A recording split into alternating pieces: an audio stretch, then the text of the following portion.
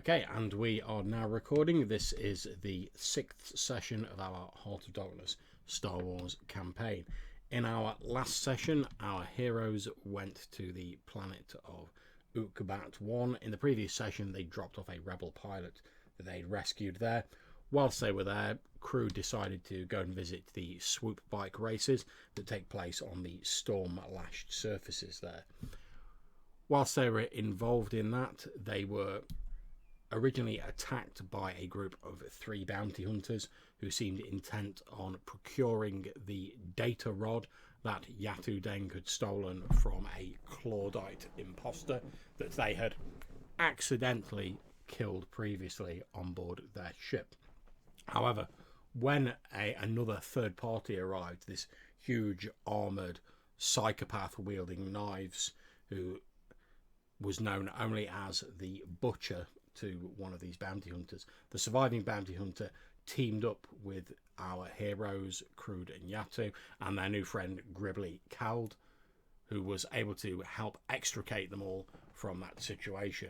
Eventually, with the aid of Gribbly stealing a swoop bike, getting them out of the way, and some improvised explosives from Yatu's ever-versatile toolkit, they were able to escape this figure, this person who'd been cast out of the criminal consortium known as the Zan Consortium, this person known as the Butcher, and they were able to get off-world in the Night Dragon.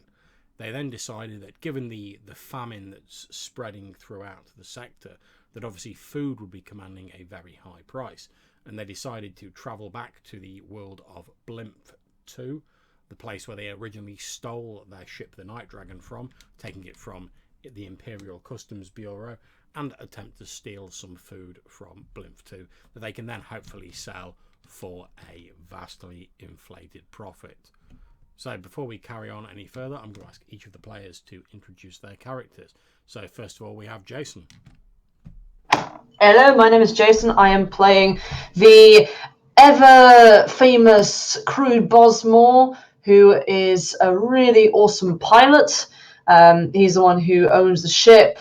He's generally a happy-go-lucky guy, has a lost cat named Kyber, and he's feeling a bit anxious about going back, considering they didn't actually mean to kill the woman on board. That was a genuine mistake.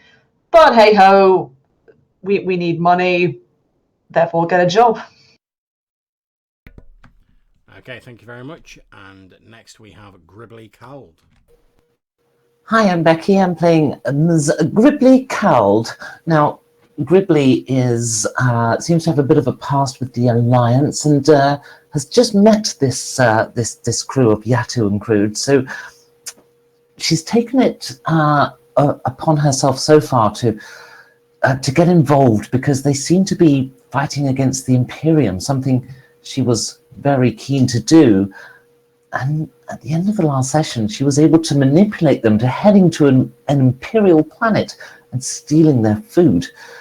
It does seem that Ms. Cald is very interested in hurting the Imperium, whilst at the same time, she was quite keen to avoid any face-to-face meeting with the rebels. Thank you very much. And last but by no means least, our wannabe, recently tattooed Miralan gangster, Yatu Deng. Right, so I'm Johannes, and I'm playing the aforementioned Yatu Deng, soon to be the Castellar sector's most famous gangster. Yatu is very desperate to be someone in the underworld. To that end, he wants fame and money and doesn't want to die getting them. What he wants, though, is tattoos and other things that show his opulence to the world around him, and of course his fame and infamy, as that might be. Yatu is a young Miralan ne'er-do-well with a knack for technology and not so much for being a gangster, but that he doesn't let that hold him down. Yeah, that's about it. Okay, splendid. So We start off with you all on board the Night Dragon. You're currently in hyperspace heading towards Blimph II. We have Crude, who is sat as ever in the cockpit of the Night Dragon, but of course you have internal comms that are open, so obviously you can hear the sort of conversation going on in the main meeting room. We've got Yatu and Miss Cald sat around the hollow chessboard on one of the sofas in this meeting room.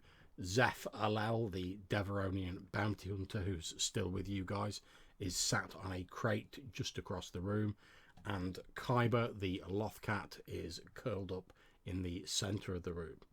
And you, as we pick up at the start of the session, you guys are having a discussion about what precisely your plan is when it comes to Blimph II. So as you're all sat in this meeting room, Zeph Alel, the bounty hunter who was previously pursuing you, looks at you. He's picking a bit of dirt out from under his black clawed fingernails with a small knife. He scratches the horns jutting out of his forehead and he says, well, it's all very well saying you want to steal food and that from Blimph II, but, well, it's an imperial world. I mean, the Imperial Academy for the sectors there. Surely you're not thinking you're just going to waltz in and like rob it out from under their noses. I mean, they've got stormtroopers there and everything. Perhaps the Academy would be the best place to steal it from. Well, I dare say they've got no shortage of food there, but obviously they've got a lot of highly trained guards and soldiers there as well. It would be a big middle finger to them, though, if we could get in. It's a shame my Lothcat isn't trained to do commands, or else this would be piss easy.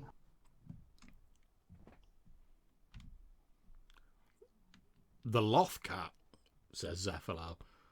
What use is the cat? Well, I was just saying that if I could teach it commands, like to go and fetch stuff, then this would be really easy. We'd all just wait for it to go and get some food from the Academy or wherever. I was being sarcastic. Oh, right, I get you. Oh, never mind. And I sort of go back to smoking like the last dregs of a death stick just to get like a little kick. So have you guys like got a plan or anything then? Says Zeph. Nope. Well, I spent a fair amount of time on Blimph, and I would say that, well, the largest stockpile is obviously going to be at Academy, but the second largest stockpiles would be on the farming atolls and the processing rigs across the seas.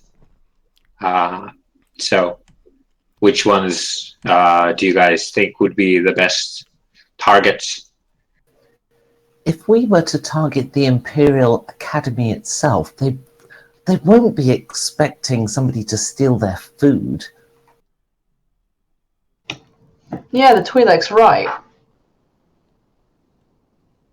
Okay, it'll be, heavily guarded, but if they were waiting for us to come back and steal stuff, then they would be guarding other places more, if anything, or they'd be expecting us to go to other places. You see, if you land a ship like this that's clearly a transport at a farm, the only thing you can do that is nefarious there is steal food. So it would stand out that you've done that. So you either try to pass off as a merchant and then swindle somebody and fly, or you just go to the last place they would ever expect it and do the thing that they would never expect would ever be done.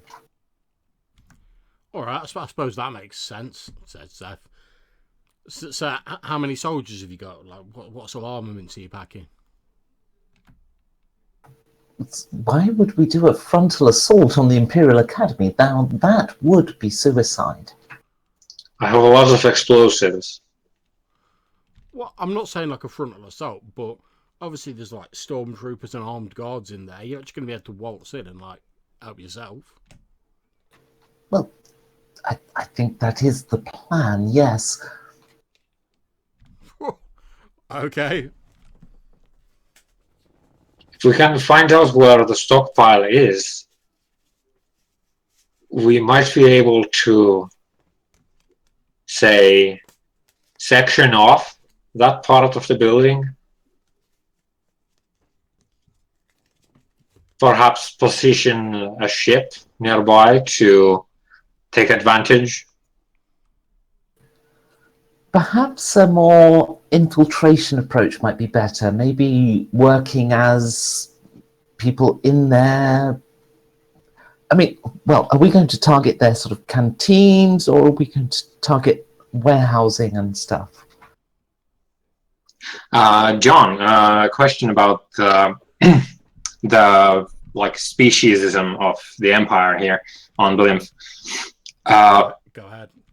Obviously, they would not accept us, any of us, to the academy as students. But like, do they have like janitors from other species?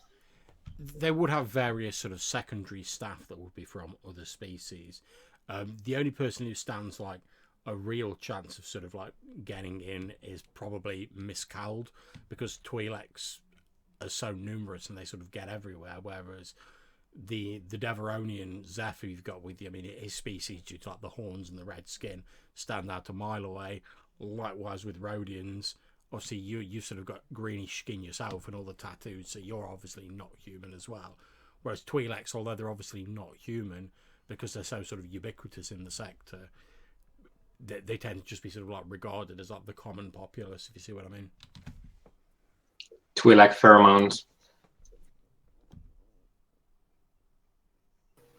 See, we could just be low-level staff, grunts, people here to just the kind of people that you just look past as not important. What if we steal algae crates from one of the farm atolls or the processing stations? Empty ones, I mean. Probably you can find those anywhere. And Another idea. Go on, sorry. okay. And then with those empty crates, we roll up to the academy as if we're delivering. We go to the stockpile, we fill up, and we leave. Yeah, interesting idea. One thing I thought of is maybe it would be easier because it would be sort of a smaller place and probably hard to detect. Would be, say, a canteen, like a canteen kitchen, like a big freezer where we could just nick things from there. But maybe you have to go in quite far in order to do that. I would imagine that the academy itself probably has several canteens and a storehouse that supplies them all. I would suggest it's the storehouse we probably want to hit to fill the hold. Makes Yeah. sense. Either that or we'd have to go for at least 2 or 3 canteens. Well, we wouldn't be able to do the second. So I do like the idea of Yatu's plan of basically delivering crates and bringing back the empties, only we do it in reverse. Yeah. They're not going to see us coming at all.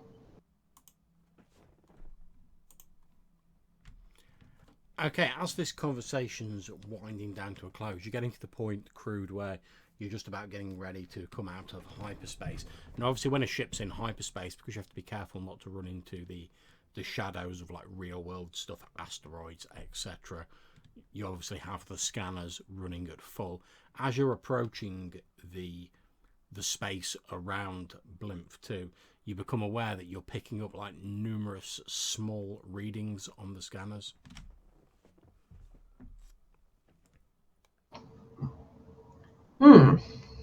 wonder what they are. They look... Oh, they're not TIE fighters, are they?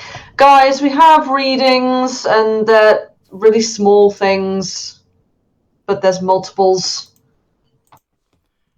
As you're looking at the scanners, Crude, for a few moments, it almost looks as though there's like a big asteroid field has like materialized just outside of Blimph II.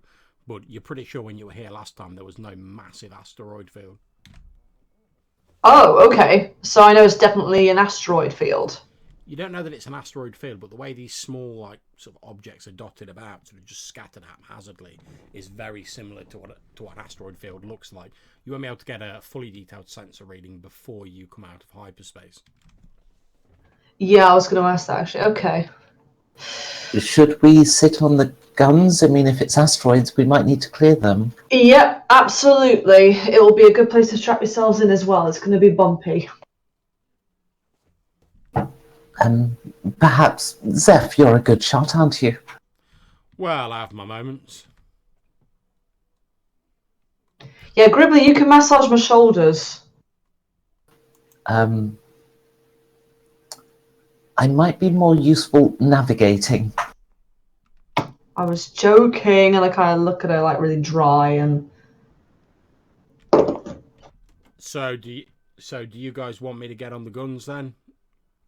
I presume it's me and the quiet one over there, and he jerks his thumb in Yatu's direction. Yep, you and Yatu can go up to the gunnery.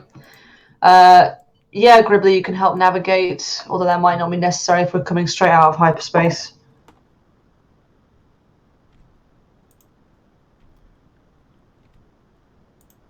Okay, so Yatu and Zeph move to the two gun turrets on the Night Dragon. One set sort of in the upper half of the ship, the other in the lower half of the vessel. And Gribbly and Crude, you head into the cockpit. There's a vibration runs through the Night Dragon as it starts to slow down and leave hyperspace. There's a sort of audible hum runs through the ship as you return into real space, and immediately you're confronted with what appears to be the debris from a large space battle of some sort. You can see bits of metal, chunks of rock, what look to be parts of ships that have also been blown off in some sort of large-scale firefight, and there just appears to be this vast sort of belt of debris and broken ships of various types, including some TIE fighters, although they're all sort of partially destroyed, just littering the space around the orbit of Blimph II. Yeah, go Rebels! Whoa! Oh, okay. This must have been quite recent. Okay, strap yourselves in, and I'm on the comms to people up in the gun turret.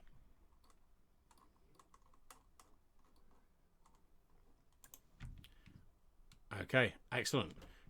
As everyone's getting themselves strapped in, Crude, you're picking up an incoming communication signal. It looks as though it's been broadcast on a wide band frequency rather than being specifically targeted at yourselves. Okay, can I just check for the moment, before I pick it up, how close are we to the debris? Like, am I going to be about to have to sort of maneuver through it? No, but because you picked it up on your sensors, you're able to set yourself at quite some distance away from it, because it would have been quite dangerous to come out of hyperspace into a debris field. So you've got, like, if you're on sort of like normal speed, you've got like a good sort of like 15 minutes before you enter the debris field, assuming you wish to do so, of course. Yeah, sure, because I would assume that maybe there's some kind of distress signal or something like that. So yeah, I'll turn up the communication. Okay, you flick on your comm system and you immediately hear a voice saying, this is Ret Alar to any ships in the area. My ship is damaged, life support failing. This is Ret Alar to any ships in the area. Mayday, mayday, repeat, mayday. My ship has been severely damaged. Life support is failing. Estimate I have 5 minutes of breathable air, broadcasting on a wide band frequency to anyone who might pick this up. And then he repeats the message over again. Okay. Do I know when that was first broadcast? But it's being broadcast live. He's just like repeating it. Okay. We limit the range of any communications we send. Sorry, what was that question, Becky? Can we limit the range of any communication we send? Well, you're certainly within range to send communications back. Are you thinking of potentially stopping them from like tracing it back to yourselves? Is that what you're after? Or No, what I'm thinking is the ability to talk back without broadcasting generally to the whole solar system. oh yeah, you could certainly zero in on the signal and send like a narrowband frequency directly to the vessel. You might have to do a bit of wizardry on the sensors tracking the signal back to find out where the vessel actually is. But that's no bad thing because obviously it means you know more about who you're talking to. Well, let's do that, I think. Would Yeah. you agree, Crude? Absolutely. Get onto that if you can. I'd be interested to see if this person was part of the Empire or That not. was exactly the question I wanted to ask, and I didn't want to ask it to the whole solar system. So No. I'll try and triangulate their position. Okay, Brilliant. Can you make me a computers roll? The difficulty is 2. However, there is 1 black dice because of the interference from the debris field. Just remind me, so that's 4 Gs, 2 Bs for the blue? No. Oh, gosh. The difficulty would be 2 purple and 1 black. Oh, I think that was a bonus die, not a black die. That's fine. It rolled a 0 anyway, so you could roll Okay. a 0 equally on a black dice. So, okay, it's a little difficult just because of the amount of sort of metallic ship debris and sort of ruptured power cells, etc., that are littering this debris field. However, you are able to narrow down the signal. It takes you a little bit longer than you would have liked, probably about 2 minutes or so. As you're narrowing it down, you can see that the signal is coming from a small TIE fighter in the midst of the debris field. One of its sort of stabilization struts has been entirely blown off. There's a fracture in the front cockpit. There's a single pilot inside it. You think he's probably quite injured based on how his communication's fading in and out and the pain sound of his voice. Well, his credentials could be very useful for breaching the academy. Let's go and, quote, rescue him, end quote, but let's do it the loud way.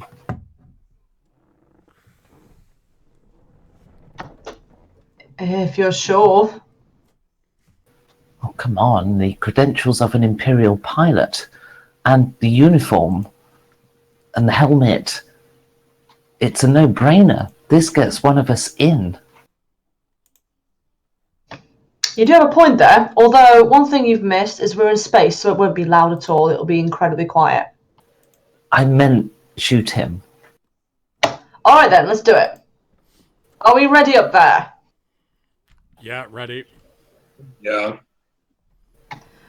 Okay, so what I'll do, I'll obviously head into the debris field, and I'll try and get a good strip where I can just go straight towards him, if that's possible. If there's some maneuvering to do as well, I'll happily do that, but I'll try and get like a decent sort of feel rather than having to maneuver around, because that way I can build speed.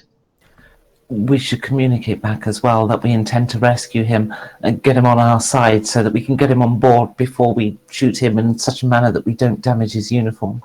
Yes. Okay, so Crude, can you please make me a piloting space roll? The difficulty is 2 purple, however that you have 2 black dice because of the density of the debris field. Well, I'm totally spending a destiny point there. That's fine. Upgrade one of your greens to a yellow.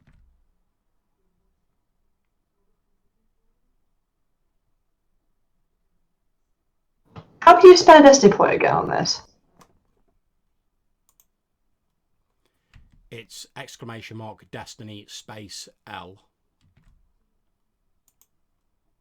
I remember. Okay, mate, you roll. 2 black, yeah? That's correct. Oh, yeah. You didn't roll 2 black, you rolled 2 blue. Oops, my bad.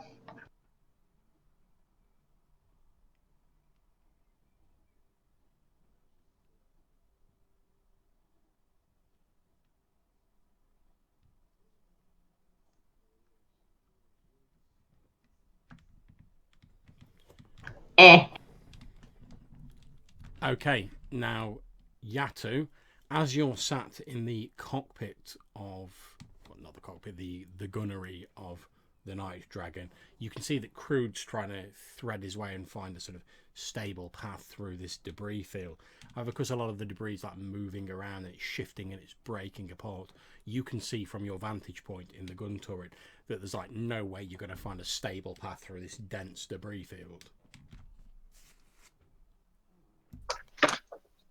Okay. I'm going to comms to my homeboy in the other turret and say, there's no way we can make it through this without making a door first. So let's start from, and then I like rattle off like a bunch of coordinates for him, and we'll try and like essentially draw a door into the field.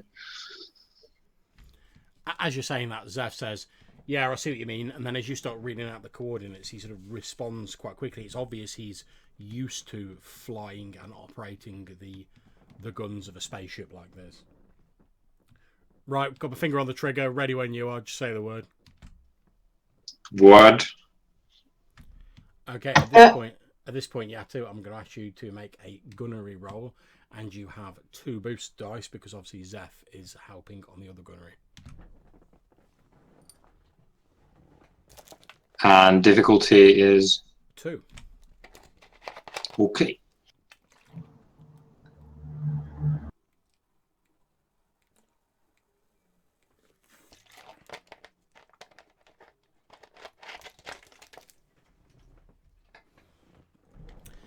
Okay, the twin gun turrets of the Night Dragon open up in the eerie silence of space. Crude and Gribbly in the cockpit, you watch as this blaster fire, this turbo laser fire, blasts out of the front of the Night Dragon and strafing around at all angles as Yatu and Zeph basically plough a straight line through this debris field using the gun turrets of the Night Dragon. And as the debris starts to drift away, the small particles that are left after their devastating salvo, you can just make out what appears to be the extremely damaged and almost entirely destroyed, pretty much just the cockpit of a small TIE fighter from where this signal is emanating. You know, one thing we could do if we want to keep it clean is just keep reassuring him that we're on the way, but we're slightly later than his oxygen supply will last, so he'll fall unconscious, but we'll be early enough so he's not dead by the time we get there. Yeah, I was thinking just the same thing while they were shooting the doors open there, that we could just wait for him to die. So I'll get on the comms to this guy and reassure him that we're on the way, and ask him how much oxygen has he got left. Okay, you can hear his breathing sounds very laboured as he's responding to you on the comms. He says, I've only got about a minute and a half's worth of oxygen, and I'm severely injured. Those damn pirates left me for dead. They've just about destroyed my vessels and most of the other defence vessels sent out from the planet. Ask him how he's severely injured. If it's something on his body armour, that will be a problem. It would, yeah. What's the nature of your injuries, Ral? One of my arms got cut up when the stabilisation fin on the starboard side of my vessel was taken out. I can't move it. My suit's just about holding together. It's the only reason I'm still alive at the moment. But I've been running on reserve oxygen supplies for ever since they left me. The tanks are almost dead.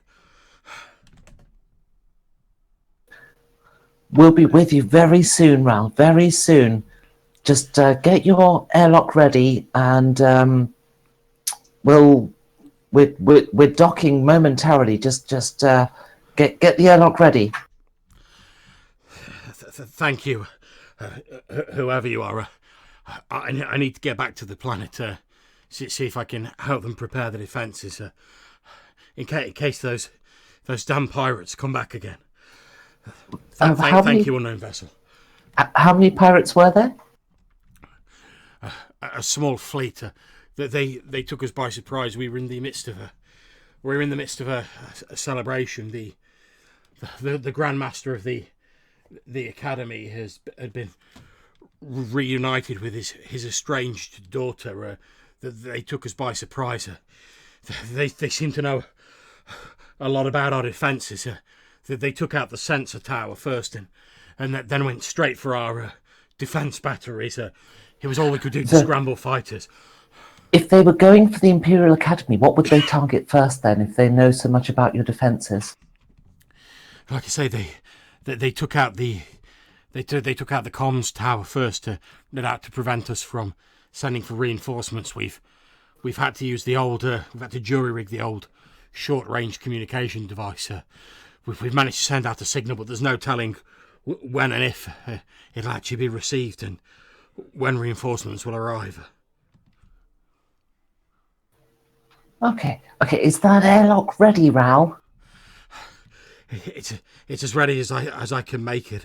I can't move too much. My arms pinned down by the damage to the fighter's superstructure. But I'm as ready as I can be. But if you're going to do something, it best be quick. My readouts say that I've only got about 30 seconds of air remaining. Well, we're docking now, but our airlock's stuck. Oh, it won't open, Raoul. Oh, Raoul, our airlock's stuck. Open your side. I'll get this open. Sorry, it's getting difficult for me. I sort of cut to Gribbly and say, "Are you sure? What if he floats off?" We're docked, right? But not with our airlock open? There's not really any way to directly dock with a TIE fighter. Normally they head into the hangar bays of larger vessels. So it doesn't really have like a dock. Obviously it has like a hatch that the fighter can climb out of. Yeah, we'd basically be cutting the thrusters and just sort of timing it. Could we not line up our airlock to the hatch in some way? You certainly could give it a go. I mean, it would come down to a roll because obviously it's not really made to dock with Imperial fighters, but you can certainly give it a go. Yep, I'll try. And now I remembered I've got a talent that will help as well. Okay, in which case it's going to be a piloting space roll. The difficulty is 2, but there is 1 black dice, because, as I said, they're not made to dock with Imperial fighters. And I can get rid of that black dice with my skilled jockey talent. Splendid. 3 purple, yeah? 2. 2.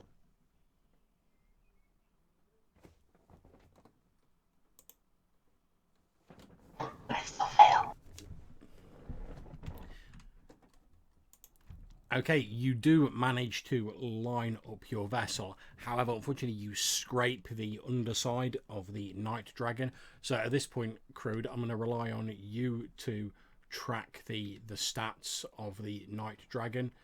It's got it's got a character sheet in the Roll20, which you should hopefully be able to see. Yep. So if you can just knock one of its hull points off, one of its wounds effectively, as you sort of scrape the bottom of it, you hear the slightly panicked voice of Zeph, who's obviously in the sort of the gun turret, who's like, whoa, whoa, whoa, careful!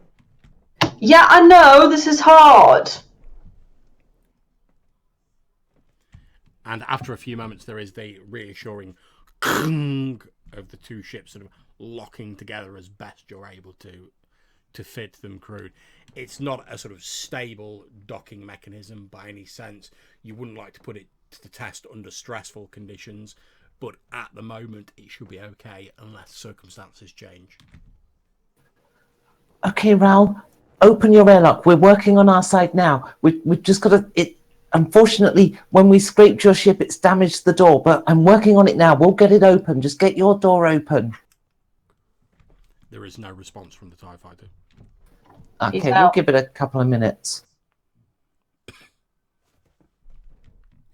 Okay, you wait a few moments hanging there in this debris field, locked together with this almost entirely destroyed TIE fighter. There's no further response from the fighter itself, no further signals. Looks like we're actually going to blow ourselves in there. Okay, maybe Yatu, would you like to be on hand when we open this door?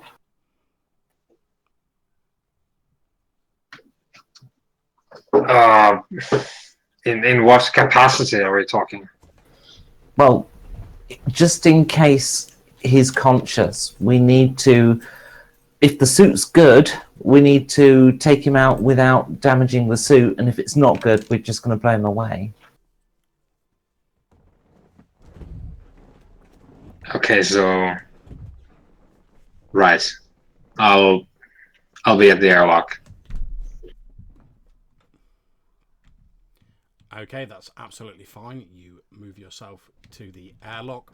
Looking through the sort of viewport in the airlock door, you can see that Crude has sort of effectively matched the rotation, such as it is, of the TIE fighter, and is holding the Night Dragon stable with it. As you're sort of looking through, you can just about make out through the sort of cold, frosted up glass of the TIE fighter exterior a small sort of 4'5" figure sort of curled up in there, wearing the typical black jumpsuit and helmet of a TIE fighter pilot. You can see the fighter pilot is that slumped forward in the seat.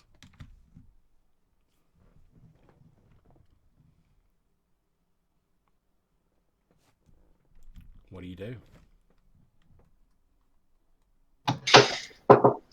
Okay, so we are locked as far as rotation goes, but because this is not made to be a thing to dock on at all, I'm guessing we're talking vacuum exposure. There may be some small exposure, however, due to the fact that Crude's pretty much got them sort of locked together as tightly as it's possible to do so, there's probably going to be like a little bit of air leaking out, sort of like around the seal. So as long as you're not planning on staying there for an extended period, you'll probably be fine. Right. Well, presuming that we have such a thing, I'm going to grab one of the wires and clip it to my utility belt so that they can reel me in if necessary. Absolutely fine. Okay, so Gribbly, as you're watching, you see Yato like effectively attaches one of these like bungee cords to his utility belt, and then to the sort of wall just behind you where you are in the corridor next to the airlock, and then sort of heads back towards the airlock door. Okay, well, I'll just keep this door shut, but, you know, obviously I'll strap in as well in case I have to open it. Indeed. Okay, so are you opening the door, Yato, and trying to get into the fighter? Yeah, that is exactly what I'm going to do. Very skeptical of this, but yeah. Okay, that's absolutely fine. Now, since obviously you're trying to do this quite quickly, because as I've said, the air is leaking out, or will be leaking out, and you don't want to hang around in this situation for too long, can you please make me an athletics roll? The difficulty is 1 purple, 1 red.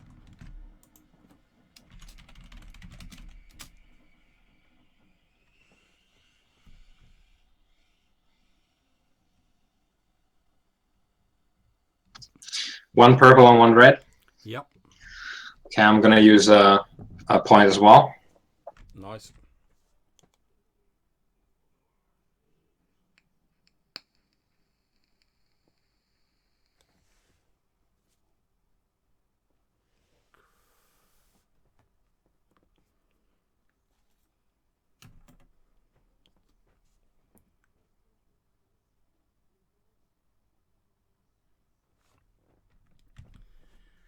Okay, you quickly hustle over into the TIE fighter Yatu, you can hear like the slight of like the air escaping around this imperfect seal. But you jump over into the TIE fighter, it's quite cold in there. Obviously the atmospherics of that have been failing, and you know that typically the TIE fighters aren't really made to be the sort of height of comfort. Normally the pilots are insulated by their suits and they have oxygen fed through like a tube which runs to their helmet. You can see the presumably dead pilot slumped over, wearing his black jumpsuit and his helmet with this long tube running into the wrecked instrumentation. You can see his left arm is pinned under a collapsed part of the structure of the TIE fighter. Okay, so what I know about our plan is that we need to get basically enough gear to fake being a pilot.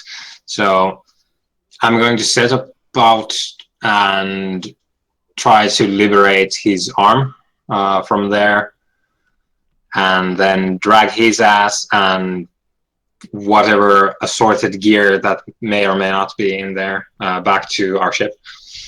Okay, well, since sort of like pulling his arm out is going to be like a matter of strength, because you're going to have to separate these dented panels, can you make me a brawl roll, please? Difficulty 2.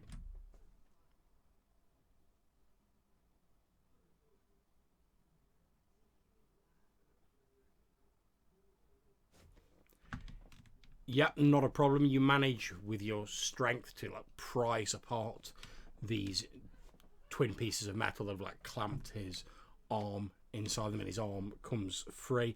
As you're doing so, you can hear like an ominous like creaking sound from the TIE fighter as this sort of like imperfect seal slowly starting to give way between it and the Night Dragon. However, you have got the pilot's arm free. You can see from, as you sort of like peer through his helmet, that the pilot is obviously dead. Mm-hmm. So having accomplished that, well, there's no gravity here, I presume. This far out. There isn't, no, but luckily, because the TIE fighter cockpit is like very small, it's only really made for one person.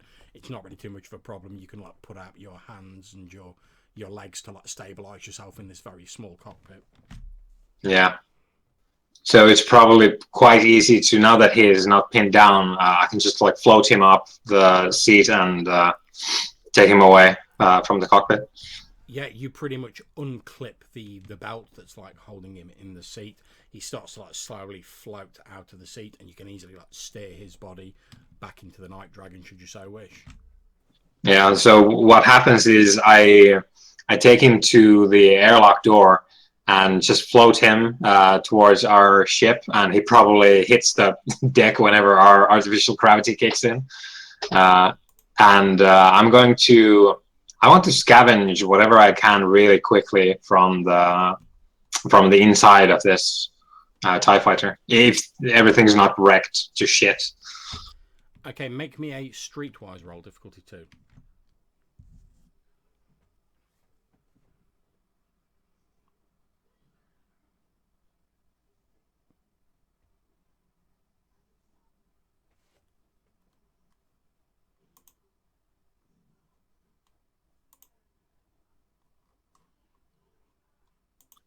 That is really bad. Yep.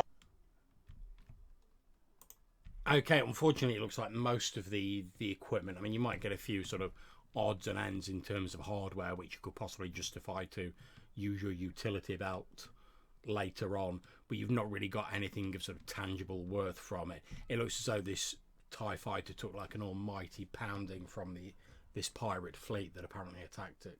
However, you are able to steer the dead body of the TIE fighter pilot back onto your ship. You seal the airlock behind you. As you do, and the airlock sequence goes through and the artificial gravity reasserts itself, his body falls to the deck plate. Yeah, I head back, having concluded that the instrumentation is just wrecked. And yeah, so I reel myself back in with the wire and close the airlock, the other one.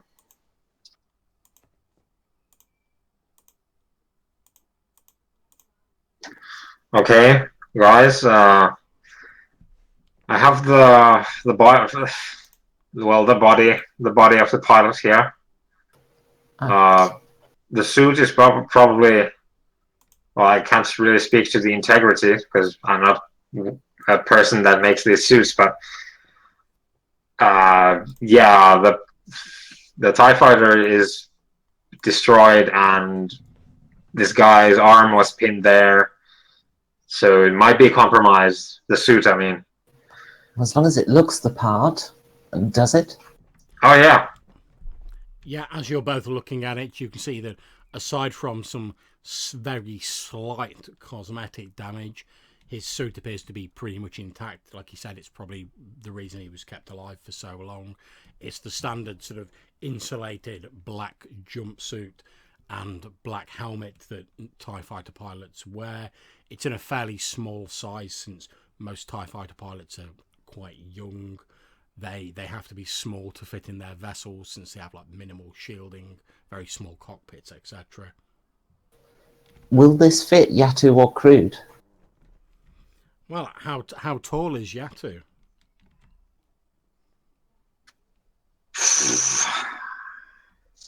I wish I had like Mirrorland statistics at hand, but well, if we're looking at it like comparatively, I think Rhodians are probably slightly smaller, if I'm not completely mistaken. Yeah, Rhodians do tend to be slightly smaller than your average bear. Yeah, so at least it would fit like Crude better than Yatu. Yeah. It'd be a bit of a stretch to like squeeze you into it, Yatu. Crude probably no problem. Obviously, Gribbly and Zeph don't really have a chance of putting it on because the helmet wouldn't fit them. Okay, Crude, looks like you're going in. Fantastic. Oh, let's just get rid of the body first, though. Yeah. We'll strip it. We'll strip the suit off the guy and send him out the airlock. Absolutely fine. You peel this suit off this pilot, and as you look at the pilot sort of lying there before you flush him out of the airlock, you can see he's a boy, really. He's probably only about 13. Effectively, just under the suit, he's just like a young 13-year-old lad wearing effectively like a sort of all-in-one sort of bodysuit undergarment that obviously helps insulate them as well below their suit. You can see that his face has a bluish tinge to it, as do his lips. Like I say, he looks extremely young, but aside from that, unremarkable. Does he have any kind of identity stuff on him? He doesn't appear to be carrying like any ID cards or anything like that. No, not that you can see on his suit.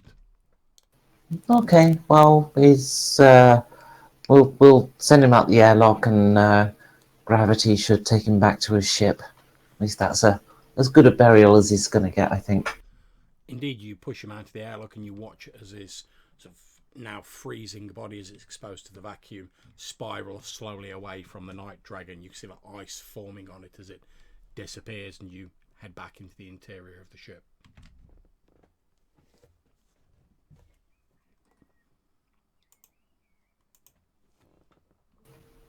New plan, I guess. To the academy, and you're a Imperial pilot, Crude. Yep, that's me. I guess that in itself should give us some. Oh, now here's an idea. They had no idea that whether their message got through about the pirates. If we arrive at the Imperial Academy first, then you can explain. Well, you know, we could land without comms, so we won't have to pass any, you know, passwordy checks and access codes. Can we make the ship look more damaged? Like, can we trail smoke? No, we can't. Are you sure we can't just, invert the plasma coolant somewhere? You could, crew, that you could certainly turn off some of the dampeners in the reactor, which would cause like plasma to vent out of it without actually endangering the ship at all. Okay, yes, we can. You see, so we come in, we look nice and damaged, we don't have to give any access codes because we've been in a fight, we land, and you tell them about the pirate fleet. And Yes. then we've landed and right in the academy, right where we need to be. What was the stormtrooper's serial number? It should be on his suit, surely. Yeah, I have a good look. Okay, on the front of the suit, the serial number 2156X is stenciled onto the front of it. All right.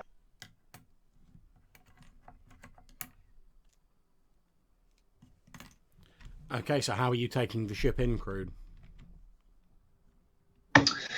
Okay, well, what are the checkpoints like on the actual planet itself? Above orbit, I mean. Well, you know that anyone who was normally approaching the planet would expect to make contact with the port authorities, effectively. They'd normally be asked for a ship ident code, which they then check against a sort of a no-fly list, effectively. Assuming you were authorised or you weren't on this no-fly list, you'd then be directed to one of the many sort of landing bays around the city. Okay, in that case, I just completely comply. I would assume that the fact that we're in a YT 1300 would throw them a little bit and think, oh, where the hell are we going to put them? But no, I was thinking the point of like venting plasma through the induction coils and stuff is so that we look damaged and we can pretend we've got no communications and land right at the academy, but clearly I see. damaged.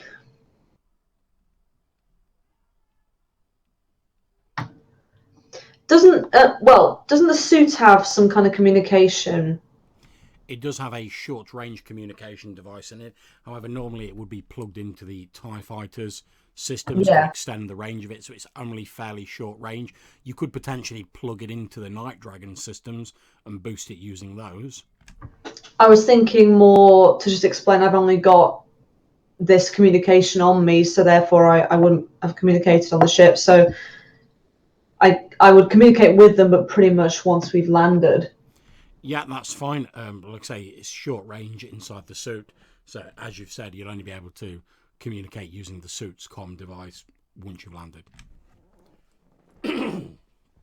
What was that serial number again? I'll write it down. The serial number is 2156X. Okay. Okay, so Crude, you start taking the ship down into the orbit of Blimph II. You can see the sort of purpley blue oceans of this world spreading out below you, and you can see the sort of main continent that you've previously visited, which houses Tiachma Station and the main sort of land-based city of this world of Blimph II. However, it strikes you as a little odd that as you're approaching, you're not getting any requests for identification coming through on the comms. Well, this is strange. Maybe the pirates have already hit. Or they know the tracking from this vehicle. Like they're just waiting for us to land in order to ambush us. With venting plasma into the induction coils, no signature should be able to read us, surely.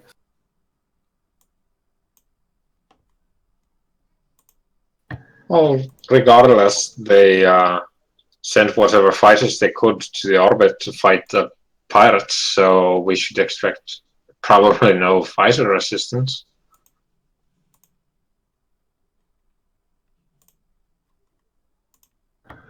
So I guess we keep going then. be on the lookout for signals of various natures. I think things are going to get very interesting soon. Okay, as you guys are flying in towards the main continent, which houses Grunthom City and Tiachma Station, you can see the familiar site of the various power plants, the Imperial Customs Bureau warehouse, and the circular landing platform nearby that Crude and Yatu you remember from your previous time here, along with the various sort of cylindrical science facilities and the large set of docks adjoining the Imperial barracks that jut out into the ocean. However, as you're flying in low, venting this plasma, so there's like thick black smoke pillowing out from the back of your ship, you can see that several of the buildings appear to have sustained a lot of damage since the last time you were here.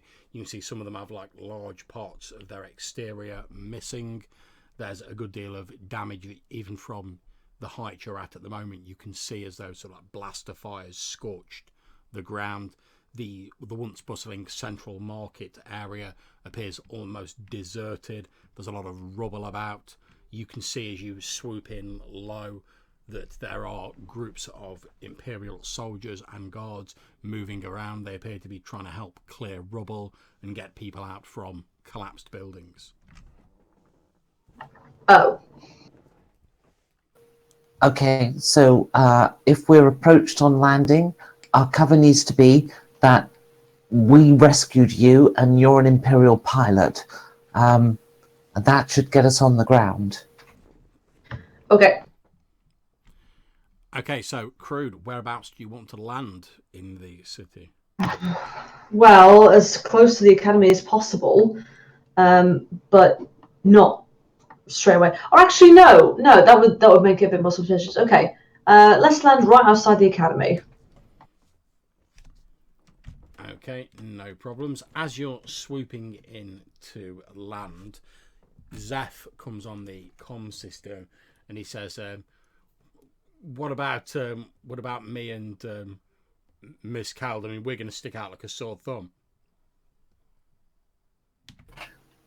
We just rescued an Imperial fighter and damaged our ship doing it, so we just need a little bit of time to effect repairs on our ship, right?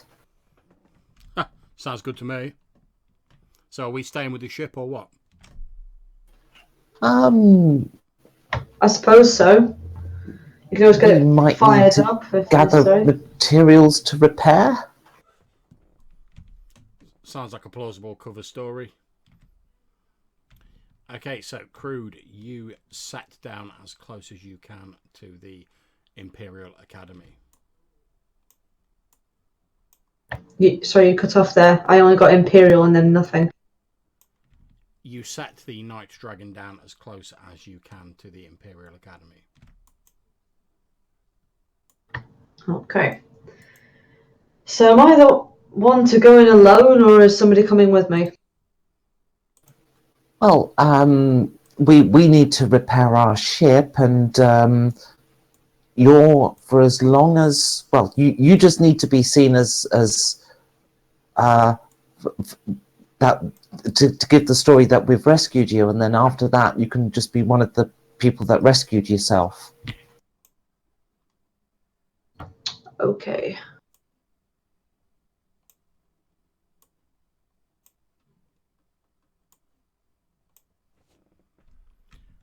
Okay, so you land a short distance away from the Imperial Academy. You can see the numerous buildings that make up the Academy. There's a number of statues dotted around, some of which show Nicholas Lacar, the Grand Master of the Academy.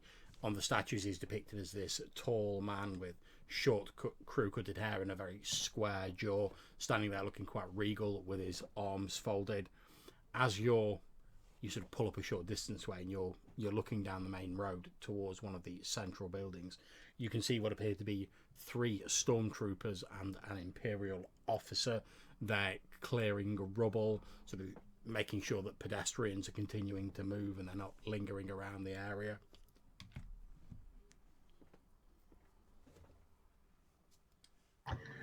Okay, and am I taking one of these boxes with me still?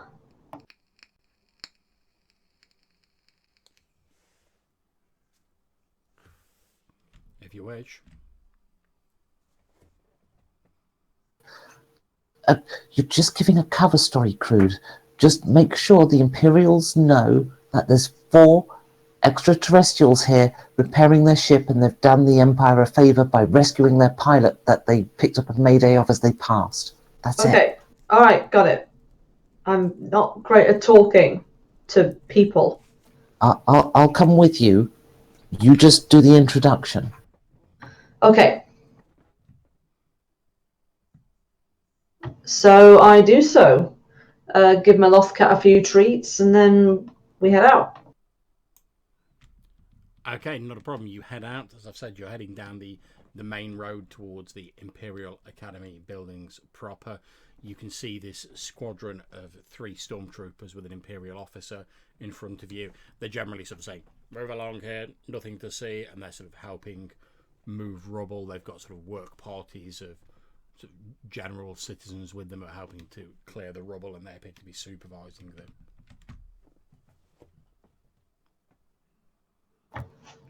Okay.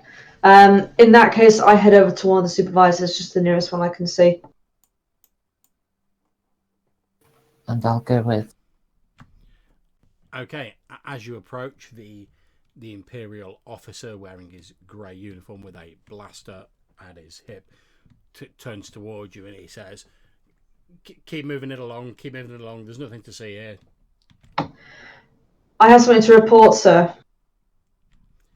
He peers at you, his eyes narrowing as he obviously sees the sort of TIE fighter pilot uniform that you're wearing, and he said, what is your designation, crewman?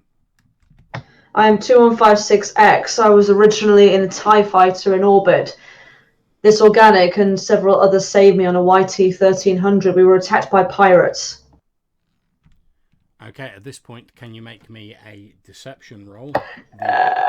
The difficulty is 2. However, you do have a boost dice because you're wearing a TIE fighter uniform, and you have a second boost dice because you've given him the correct designation. Oh, yeah.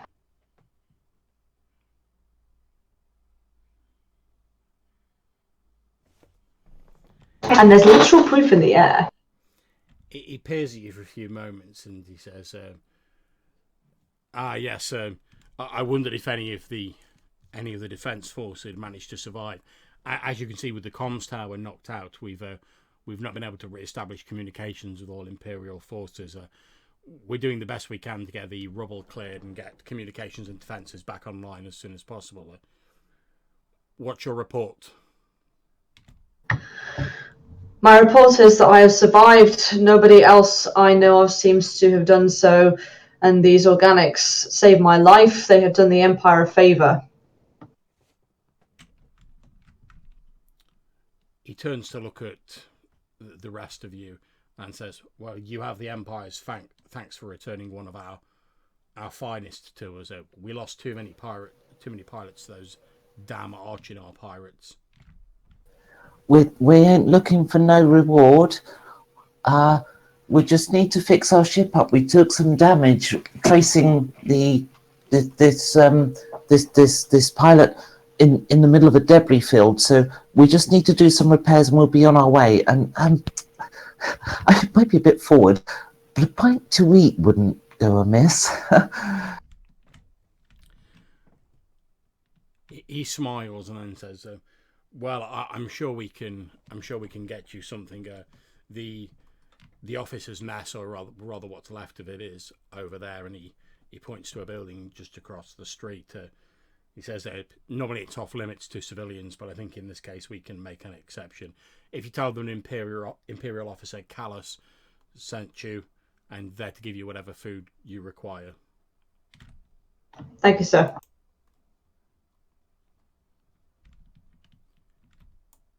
And he points to a building there where I've moved Gribbly to.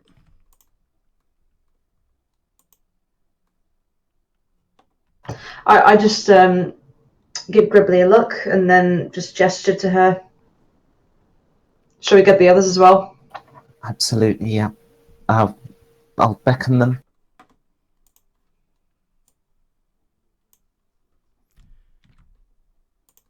Okay, so Zeph and Yatu follow you into this small sort of mess hall. You can see that it appears to have been sort of partially converted into an emergency medical facility.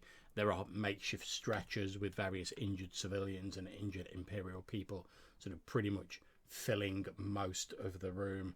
There's a gentleman moving around, sort of passing out fairly sort of meagre rations, soup, bread, etc. to the people who are injured. There's numerous field medics moving around, sort of triage style, checking on people.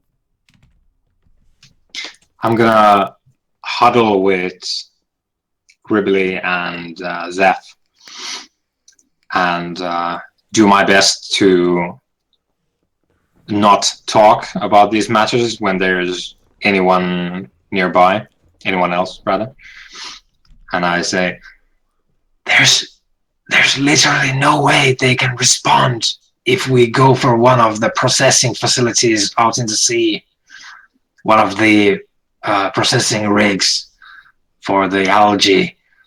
We could go straight to the source. They have no fighters. They sent them to the orbit to die.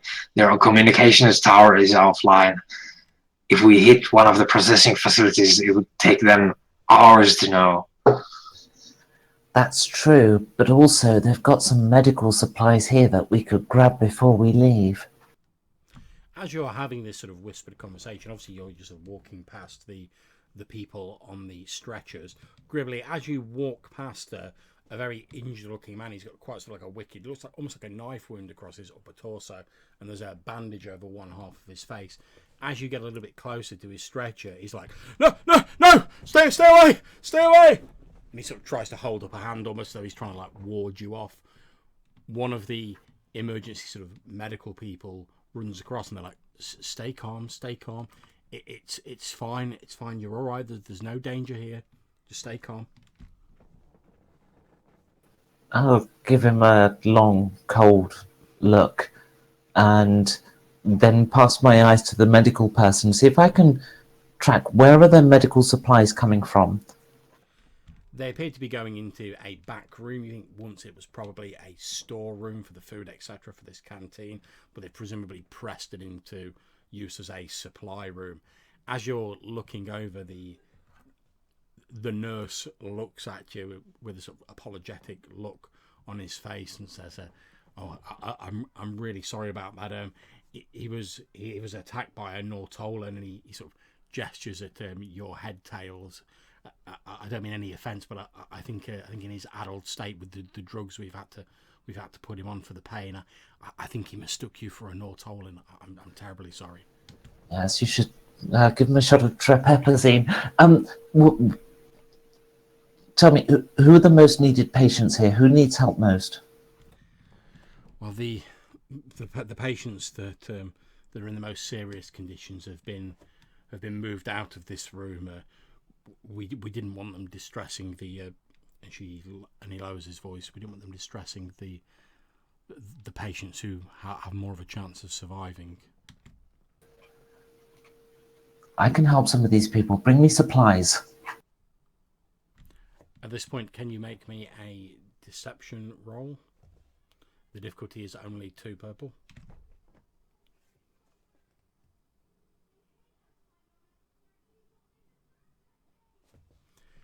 Okay, the orderly heads into a back room.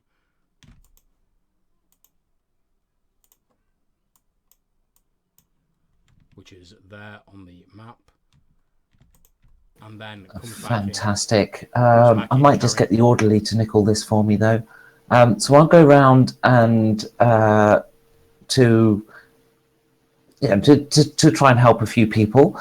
And I'm just going to keep calling for more and more obscure drugs and pretend I'm using them, but palm them off onto Yatu.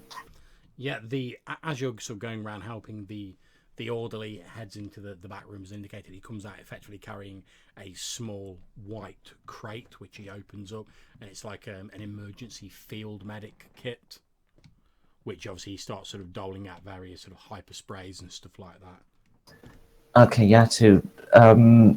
We could do this the slow way, where I just pass you stuff, you go back to the ship, you come back, we keep doing that, or we can do it the quick way.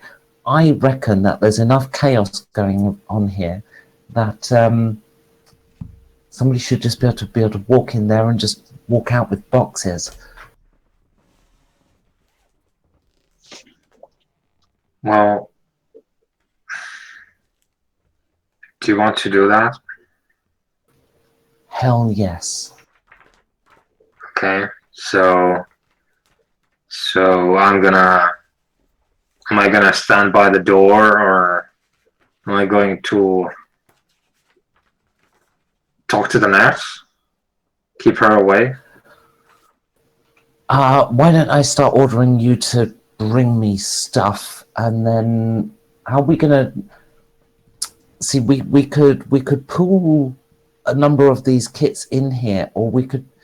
Oh, hang on. Is there some kind of vehicle near here that we could just load up?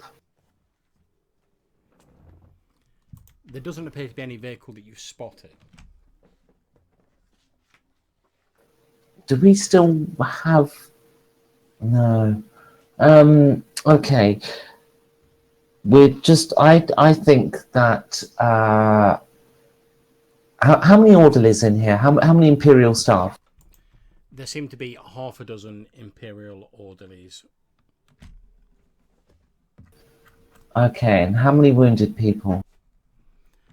There's at least 12 wounded that you've seen, and you know from what he said that there are some others in one of the adjoining rooms.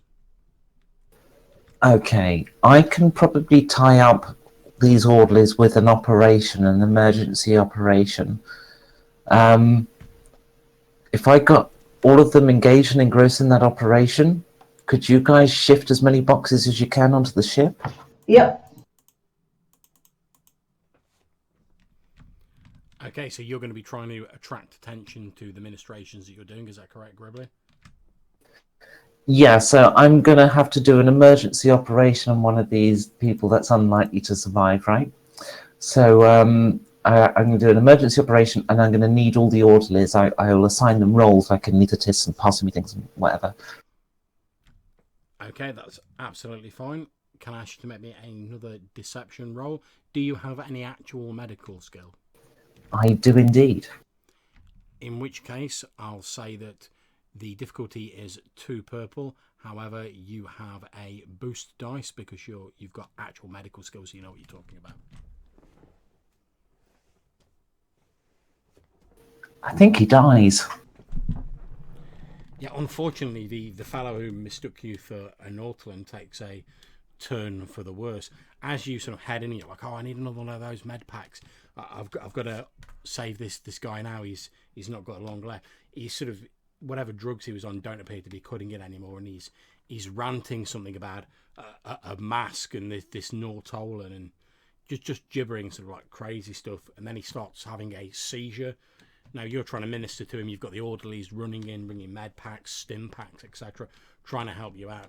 However, after a couple of minutes, it becomes obvious to you, Gribbly, that this guy's not going to make it. It looks as though this knife wound that he's taken is so sort of deep and severe that you've not really got much chance of saving him with the emergency facilities here.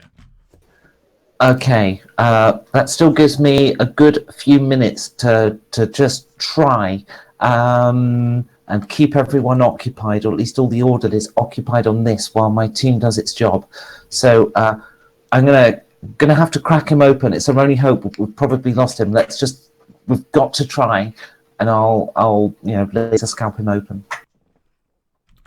Okay, not a problem. So Yatu, as you're sort of watching this, you can see Gribbly sort of doing this ad hoc surgery on this guy who's now ceased to spasm, and he doesn't look like he's long for this world. You can hear some of the emergency monitors going off, signaling that his life signs are dropping dangerously low. However, as Gribbly said, most of the orderlies' attention is on her and the patient. Right. I'm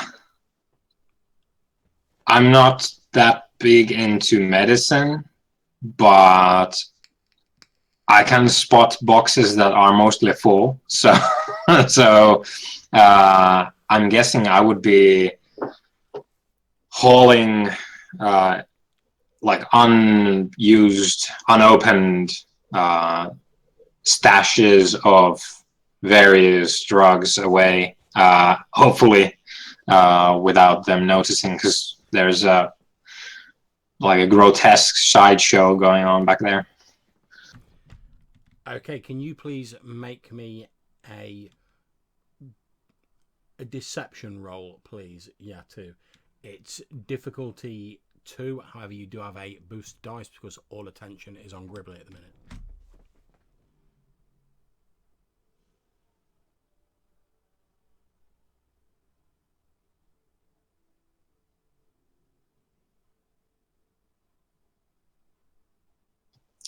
Sorry, difficulty 2?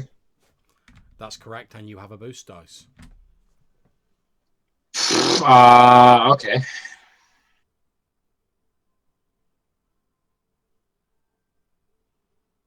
I don't know why that worked. It should not have. Okay, so you have enough time to grab one of 2 crates, and I'll give you the choice of which one you want to grab. You can either grab a sort of full med pack, or you can grab a box which appears to have 5 fresh stim packs in it.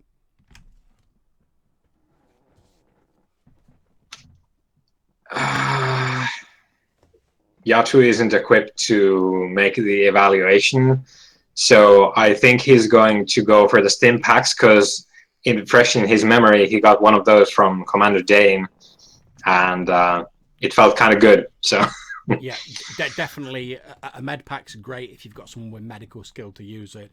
If you just want to like slap something on to keep you going, it's stim packs all the way. Yeah, so I grab a box of the stim packs. Okay, you have 5 stim packs. Feel free to mark them on your sheet. However, as you've picked up the stim packs and you're just sort of considering whether to go for the actual med pack as well, one of the orderlies happens to glance over at you with the 2 threats that you've got, and he sees you sliding these stim packs into your jacket effectively. He points at you and in a loud voice says, "Hey, what are you doing there? You can't take those. We need those supplies." Perfect, that's just what I need. Bring them here. Yeah, that's what I was going to do. Okay. Here comes stim packs, and I yeah, I'm gonna try and make a show of actually going along with Gribbly. Yeah, not a problem. I'm not going to make a roll for that because Gribbly's already convinced him of this scenario that's playing out. So you move over and make a big show of like you're passing supplies to Gribbly, etc. And the orderly seems to like calm down, and he just sort of like nods apologetically at you. You have to. No, not these ones. Go get me the really fucking expensive box over there that I'll only need to use a quarter, and then we can walk out with the rest of it. That one, end asterisk. Okay. John, I'm gonna go back, and I presume it's the med kit that Gribbly is wanting. Yeah. Yeah. So I'm gonna bring that box instead. Well, you've still got the stim packs, but you scoop up the med pack as well and set it down next to Gribbly. That's not a problem. Yeah, and I sort of go to start using it, and then it's like, damn it, I think we've lost him. And then I'll just as they're sort of covering him over with the sheets and stuff, and we're doing the timer deaf is whatever. I'll just subtly pick up the med pack as if I'm going to put it away, and then walk out the front door with it. Yeah, that's absolutely fine. So you guys feel free to move yourself out of this chamber. You have a med pack, Gribbly, which will give you a boost dice on all attempts to use your medicine ability, as long as you've got the med pack handy. And obviously, Yatu, you still have the 5 stim packs. Righto. How's Crude doing? He's been chatting all this time outside with the officer, I presume. How did that go? Well, stormtroopers don't really talk that much, do they? So I'll probably just be standing there looking official and maybe just doing the odd banter to. So you're talking about them replacing the T10s, right? Yeah, they've been talking about you've been giving your like sort of a slightly more detailed, obviously like bullshit report to the Imperial officer, but he's been like nodding and dutifully recording it on a data pad. As the rest of you emerge from the building, you see the officer sort of like scratching his head with like the pen he's using on the data tablet, and he sort of peers at you a little bit crude, and he's like, "Aren't you a little bit tall for a TIE fighter pilot?" Yeah, I know. I'm told that a lot, but I still got in. I guess it's all about quality rather than quantity, eh? Well, yeah, that's true. I mean, if you can fly a TIE fighter, well, you must have passed all the strenuous examinations. A lot of people start off in the TIE fighter squadrons when they're younger, but as they get a bit older, they move into other avenues of Imperial enforcement.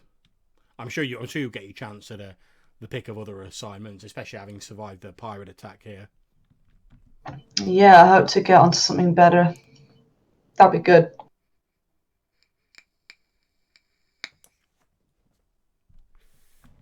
As you're having this discussion, Imperial soldier, not a stormtrooper, but just a grey-suited trooper, emerges from the side street, walks up to the Imperial officer, and he says, Officer Callis, I've come to give my report. The Imperial officer looks at him and says, well, did you manage to locate the target? No, I'm afraid not, sir. The last we saw of him, he was in the docks. We think he may have commandeered a skiff and put out to open waters. With the communications down, I've not been able to reach the nearest plantation. I'm trying to round up people now so that we can pursue him. Well, good. Get on with it, man. Thank you for the report. We need to track him down as soon as possible. Go about your business. At which point the Imperial trooper says, yes, sir, and he hurries off down the street.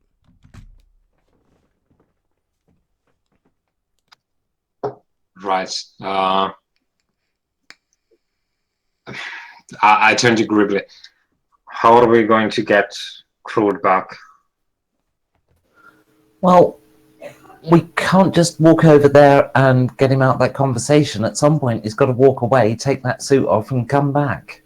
And in fact, as you guys are saying this, you can hear the Imperial officer Callis saying to Crude, I'm sure Grandmaster Lakar will be happy to see that one of his new batch of cadets have managed to survive.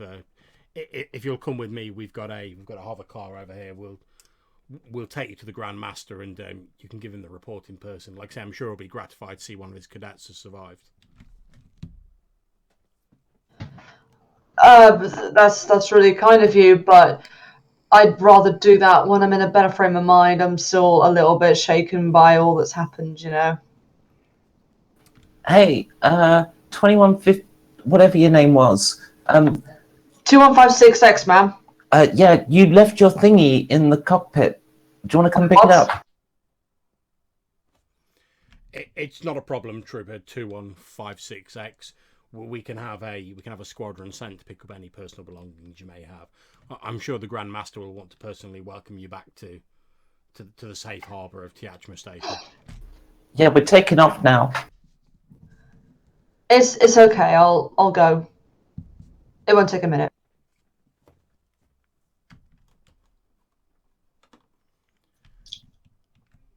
Okay, so Crude, you are escorted by the stormtroopers and the Imperial officer across the square to where there is a hover car waiting.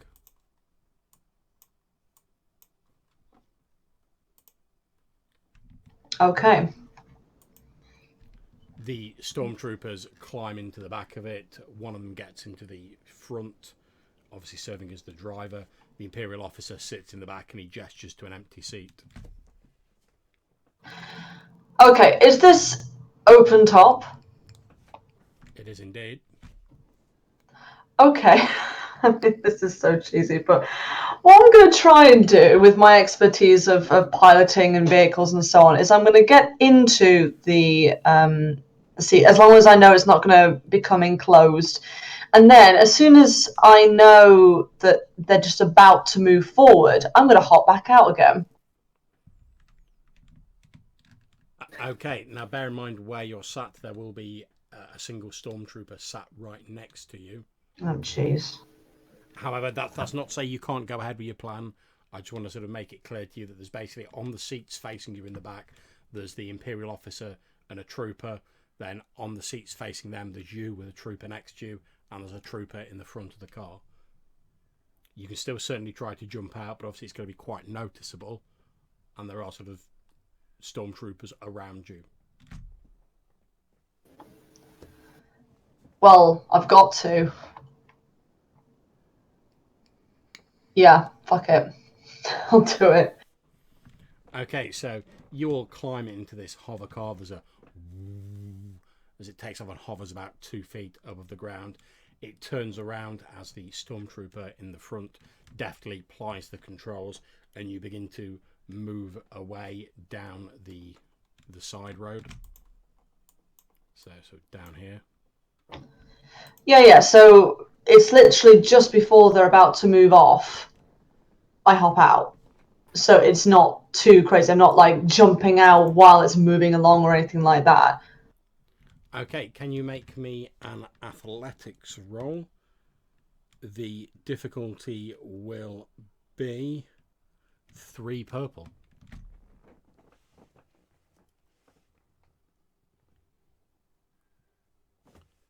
Without the roll, just exclamation point Destiny L. Ah, sorry.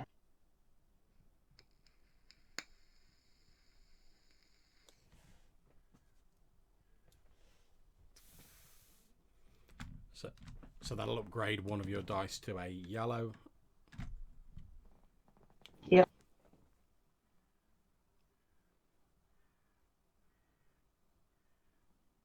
Oh wow, I actually succeeded.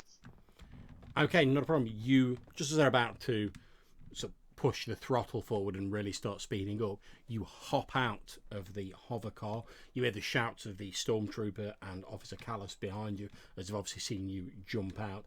As you sort of hit the ground, like I say, you're only a couple of feet hovering above it, where do you intend to go? Straight to the ship. Yeah, I'll get the thing started while you're on the way to it. Okay, so you start running towards the ship. The rest of you guys could have got to the ship, no problem. You had plenty of time to get there while they were sorting out the hover car. However, as you jump out of the hover car, you see it starting to turn around and head back towards you, as they're obviously trying to pursue you in the hover car. Okay. Are there any more vehicles around here that I could pick up? It just so happens... There seems to be a lone speeder bike in the same hangar, but that's in the wrong direction. I was just going to say, it just so happens there is a single speeder bike there. Yep, getting on it.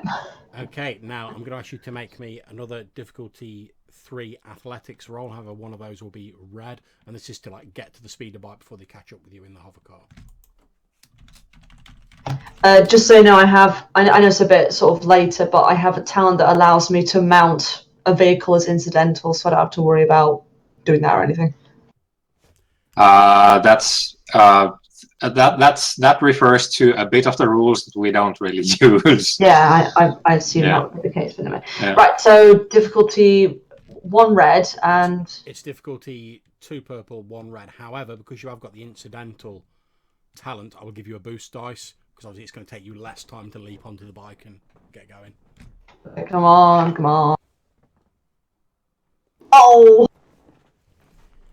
Okay, you've leapt onto the bike, you squeeze the throttle handle of the speeder bike, it hovers up with a and you're just about to start going when there's a and basically the hover car is just like bumped into the back of your speeder bike. Not enough to like knock it over, they've just sort of like shunted you. So are we back in the hangar now with the speeders and the hover car? You guys are Or are we on the street outside? you guys are back at the ship effectively, and looking down the street, you see Crude still wearing. Like I say, you guys are sort of back at the hangar with the ship. You can see as you look down the road that leads to where you've landed the ship, you see Crude still wearing the black flight suit on a speeder bike, sort of getting ready to obviously zoom towards you guys. It's a sight you're very familiar with, having stolen a speeder bike last time you were here, Yatu.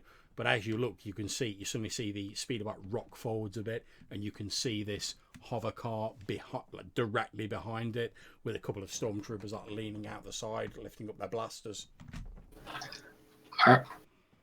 You go. I was going to say, let's get this ship started, and you shoot the hover car or something. Yeah, I think if Zeph isn't interested in a shootout, I think I'm gonna tell him and Gribbly, you get the ship running, get the motor started. Crude will be there to pilot it soon. I'm gonna see what I can do about these two guys, these Imperials. Zeph looks at you, Gribbly, and he's like, "Can you fly this thing?" Not as well as Crude, but yes. He says, "Well, I know a bit about flying as well. Let's both get into the cockpit, and we'll get the engine running." And what I want to do is put forward my best baseball throw and chuck one of my trademark stun grenades on board the hover car. Okay, that's absolutely fine. We're effectively going into initiative now, and I've actually worked out how to get the initiative tracker working on this now, so we'll give that a go. Okay, so if I can get you all to roll your initiative, which basically you type in !INIT space roll, whatever your dice is, and then space PC.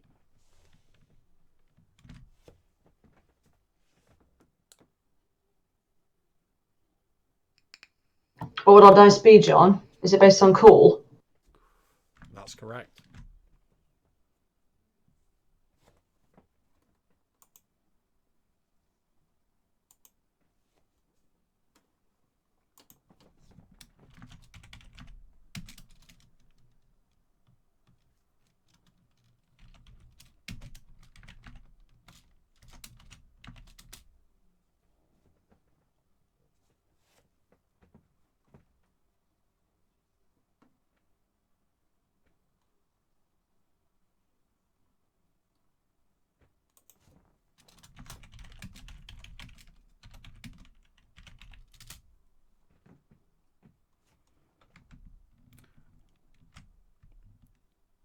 I don't think it's doing it for me. Yeah, exclamation point INIT space roll space your dice space PC. I missed the roll. Okay. Yeah, there we go. Okay, splendid. So first of all, we have a player slot. So who wants to go first? I'd really like to chuck the grenade, guys, if you if you don't have anything else. Go for it. I'm just going to pop to the bathroom and be happy. Okay, make your athletics roll to throw the grenade. It's difficulty 2, Yatu.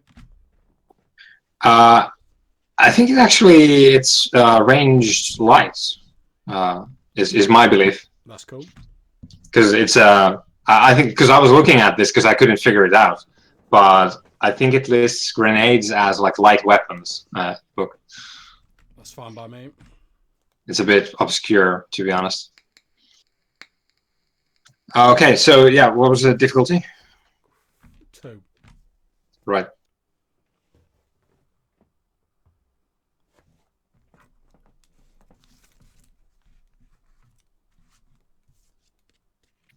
Okay.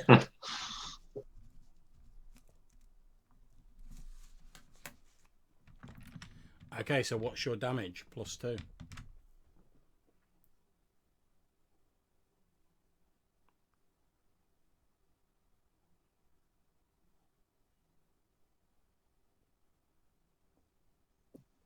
Total damage would be 10.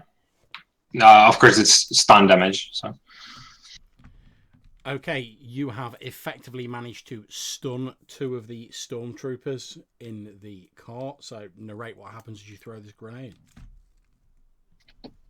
All right, so I reach into my utility belt, one of the pockets or bags, bring out this thing that looks like it's a bunch of marbles that I tape together, and then there's like a piece of yarn that I tug on, and it starts going like getting like progressively louder, and then I do my best baseball pitch, throw it. It lands on the back seat of the hover car, and the whining reaches like incredible levels, and then all the little marble things pop, sending this very dissonant like pressure waves going everywhere. All the while, the target's being deafened by this weird whine. Okay, as the stun grenade lands in the back seat of the hover car, there's just time for the Imperial officer to like leap into the front seat. There's the poof as the wave of stun energy stuns the 2 stormtroopers remaining in the back. You can now see there's effectively just the stormtrooper driving, who's obviously holding his gun in one hand, and the Imperial Army officer who's drawn a pistol, and they're attempting to like shoot out the front of the hover car towards yourself, Crude. However, it's another player turn now. Why don't I go next? Go for it. Yeah, so if they've sort of given me a jump with their own vehicle, I'm going to go full throttle on this speed biker. Okay, not a problem. Make me a piloting planetary roll. Difficulty 2.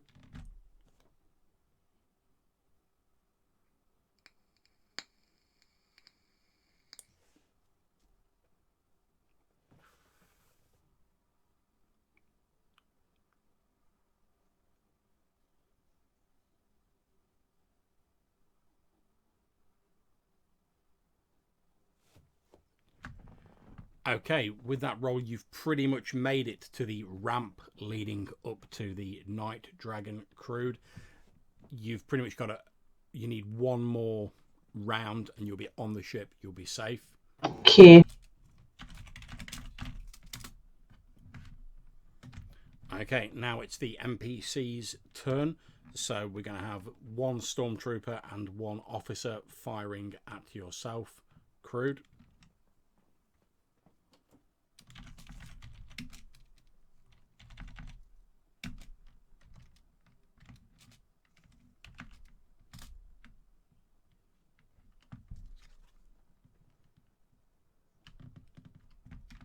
Okay, the stormtrooper snaps off a shot from his blaster rifle that he sort of ledged against almost like the window of the hover car. There's a boof as this blaster shot hits you in the back, Crude.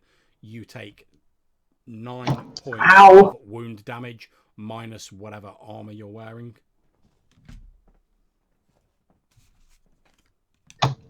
Question. I'm assuming that at the start of the session we're at full health. Yes, you will. Okay, phew. Or else I'd have been really fucked.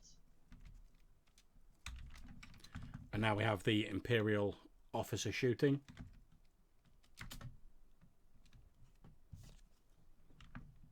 Okay, the Imperial officer fires his blaster pistol, and you take 8 wounds of damage from that, minus whatever armor you're wearing, as another blaster shot thuds into your back. I'm down, like, by quite a lot. Okay, so have you've gone to 0 or less, is that correct? Yeah. Okay. At which point, I'd like you to roll me a critical hit. So you just need to type in !crit.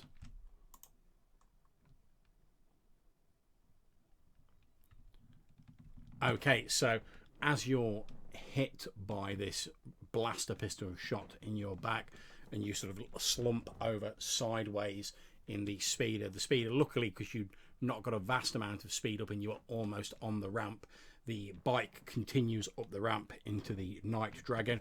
Crude, you see as the bike sort of like thuds into the opposite wall of the hangar bay of the Night Dragon, that Crude literally just like falls to one side and drops off the speeder bike.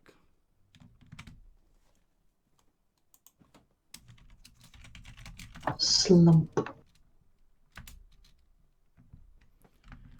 Okay, so now we'd be on our next player turn. Have we got Gribbly back yet? Yeah, I'm here, and I'm going to fire this ship up. Okay, not a problem. Did you hear what I said about Crude making it inside, but effectively falling off the bike unconscious? Yeah. Okay, not a problem. You and Zeph have got the ship fired up. It's good to go. However, as you're doing so, the hover car is effectively also just reached the bottom of the ramp. So you've got the ship fired up, and we'll move on to the next round. Okay, so it's a player slot again. Who wants to go first? Guys, is it possible to just close the ramp? Because then it doesn't really matter.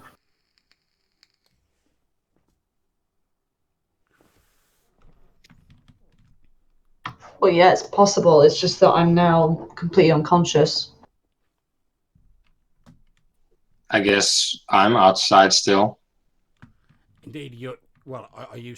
Have you stayed at the bottom of the ramp, or did you follow Crude inside as the speeder bike went in?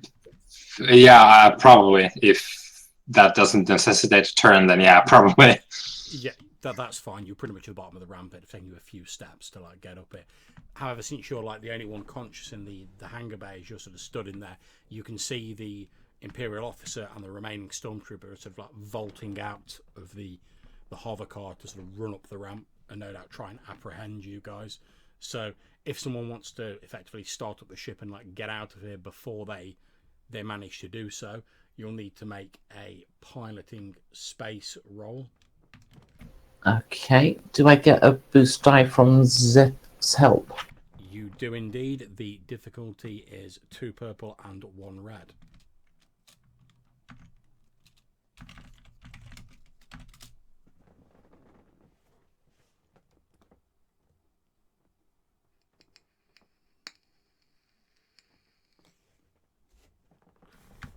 Okay, so with just 2 advantages, you have got the ship up in the air, you've got the ramp closed.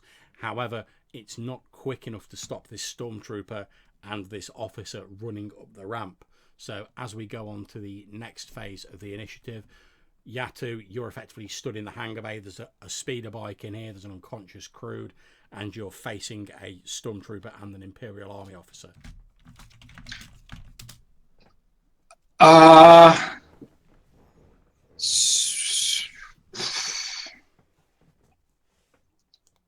Okay, so what I want to do is I'm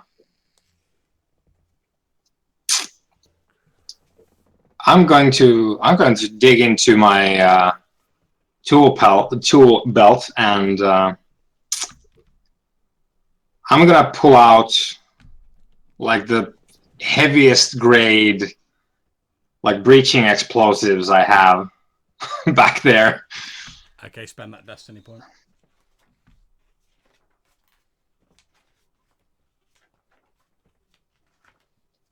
And I'm gonna prime it, and I'm gonna hold it up so that they can see the red blinking light on it. Okay. And how sort of heavy duty are we talking? I mean, are we talking like thermal detonator heavy duty, or like? I can't I can't produce thermal detonators as such, but I can produce like the mining variety of that. It's just not as useful as thermal detonators because they're really small and like actual weapons, but these are not. But they like the damage rating, if you were to use these as a weapon, I think last I checked it was like 15, so we're talking pretty deadly stuff here. Okay, that's fine. So you pull it out, you show them so they can clearly see like the red blinking light on it. Are you saying anything to them, or? Yeah, I'm like, whoa, hold on there.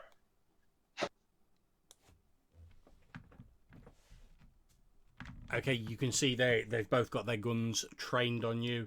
They're sort of keeping you in their sight. They're not moving forward, obviously, because you're holding this like breaching charge.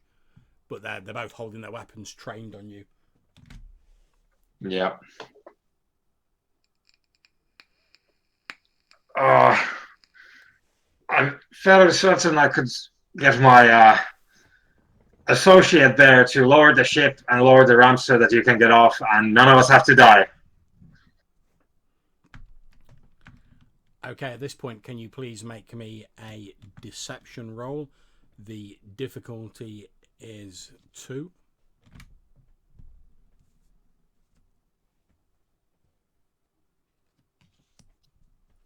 I'm gonna spend a destiny point. That's fine.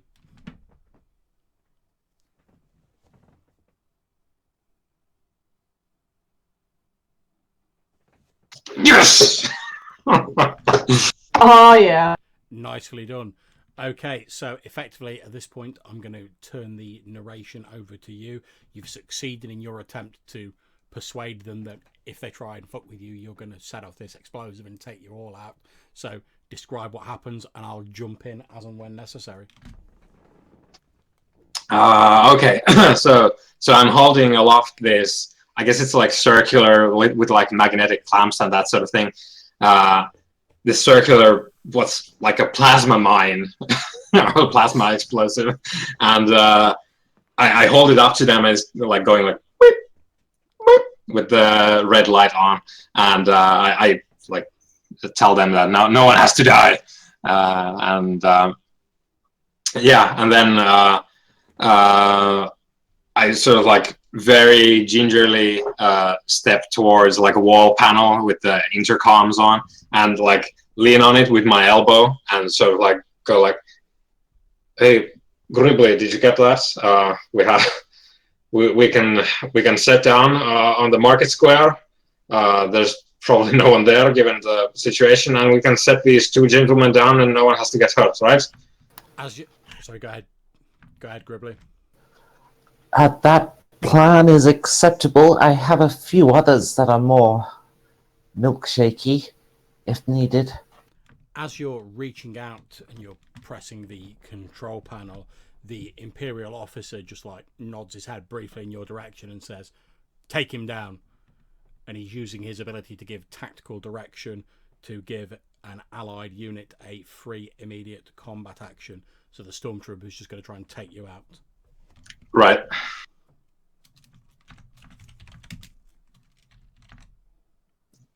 With a blaster, I presume. Yeah. Shit. Okay, so you would be taking 10 points of wound damage minus whatever armor you're wearing, as this blaster shot like thuds into your chest.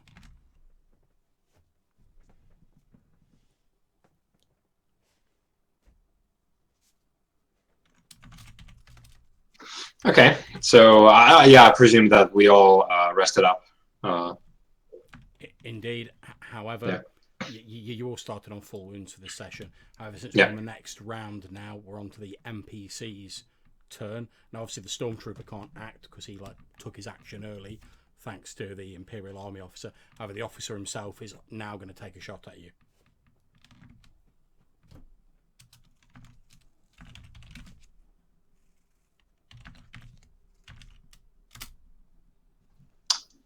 Okay. Guys, I think the ship is blowing up. Okay, you have been hit for 8 points of wound damage minus whatever armor you're wearing. So I'm down to 2 wounds. Okay, so pretty much as these 2 shots ring out, thudding into your chest, your hand falls away from the comms console as you're pretty much sort of like knocked down to your knees, just managing to cling on to this detonator. However, we're now on to the next round. Okay, I'm going to sharply bank up, open it up to full throttle, and open the rear hatch. Nice. Make me a piloting space roll. The difficulty is 3. You get a boost dice because obviously your bounty hunter friend is helping you out.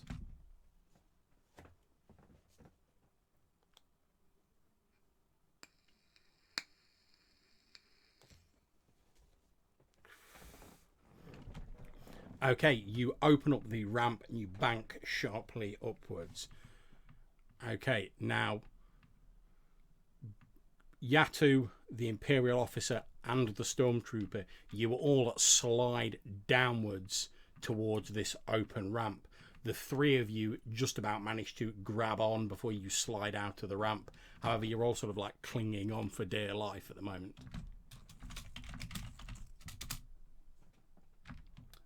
And we're on to the next round, so it's a player action.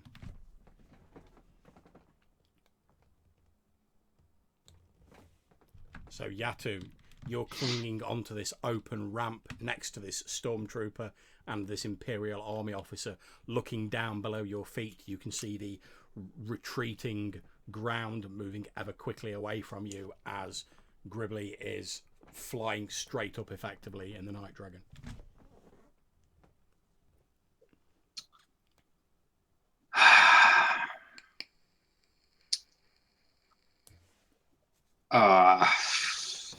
This is gonna end so badly. Look on the bright side. If you fall out at the minute, you're only short range, so it's only like damage 10. Yeah. Yeah, well, I guess there's always like critical hits, and I could just like be stunned for a while. But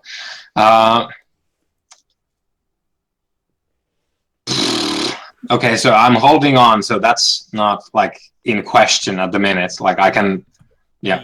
The 3 of you are all holding on at the minute. Unless anything changes, you guys will be able to like continue clinging on. But you can see that the sort of Stormtrooper and the Imperial Army officer are obviously trying to like edge next to you, whether they're intending to like finish you off or like pull you off and like throw you out the door. You're not sure. I'm gonna clamp. No, I'm gonna toss the breaching charge, the plasma mine. I'm just gonna chuck it down to wherever it will be that it lands. Hopefully somewhere where there's Imperials. I think it'll be the hospital, the makeshift hospital. Yeah, I think it has to be the hospital given the name of the campaign. That's fine. I'm not going to make you make a roll for that, since you can effectively just drop it out of the door. Yeah.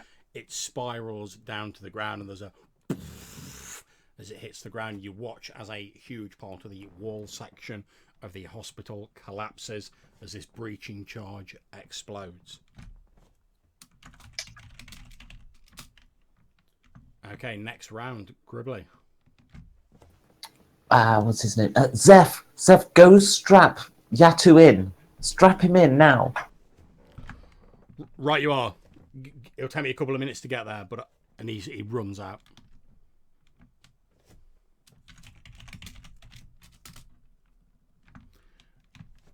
Okay, now Yatu, the Stormtrooper who is next to you, is effectively going to try and sort of like jump onto you and grab hold of you and like use his body weight to like pull you off where you're hanging on. So I'm going to. Sorry, go ahead. He gives no shits about the fall. That's it. Perhaps he's relying on the fact that you're not too high up yet, and he's wearing considerably more armor than you. Yeah, he is. Okay, so him jumping on you isn't a problem. He's not going to have to make a roll for that. However, can you make me an athletics roll? This is for you to hang on. The difficulty is 3.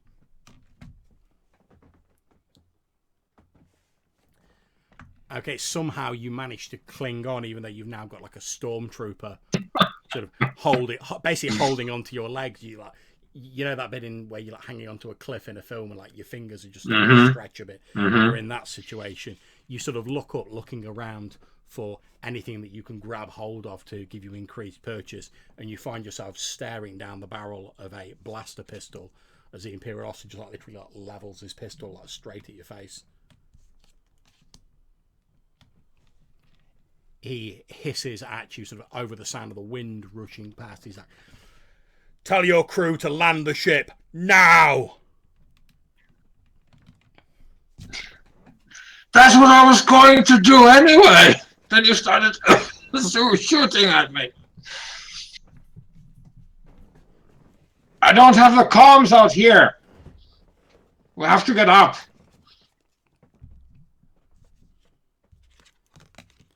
Use your personal comms. Don't try any tricks.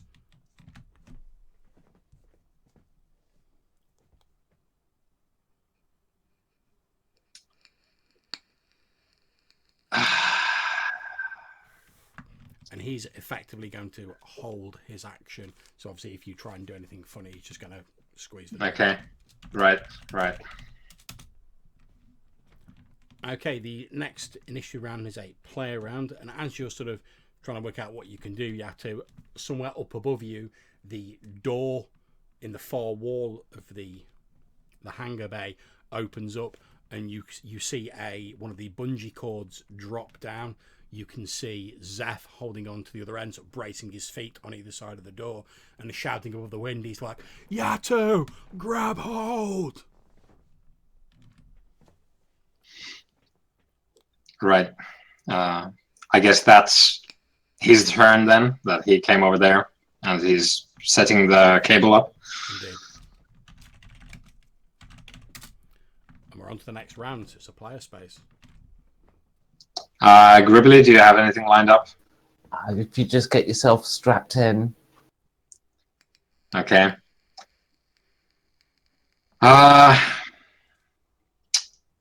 I'm kind of making shit up here, but I would... Well, do we have destiny points left? No, we don't.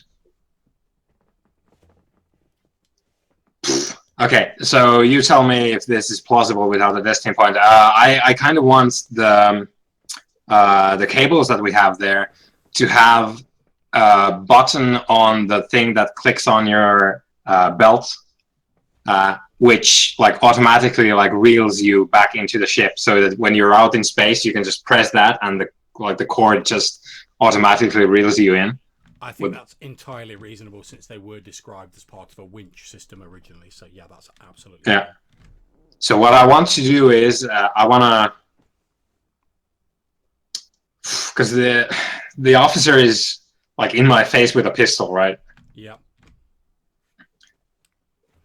You know, if you start reeling yourself in, he's going to get at least one shot off. Yeah, he's going to shoot me. So I'm gonna try and clip him with the cord, and like jab the button to like send him up.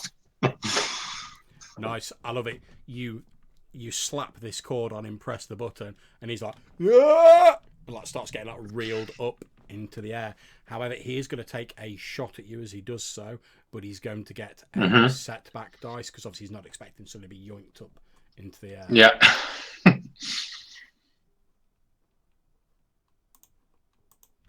Okay, so I'll just make his roll.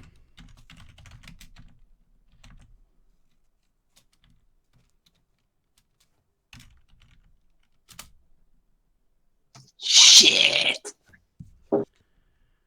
Okay, you have been hit for 8 wounds of damage, minus whatever armor you're wearing, as he's like hauled up into the air. Yep, that's 3 more than I have. Okay, so can you roll me a crit? And that happens with exclamation point crit, or? Correct.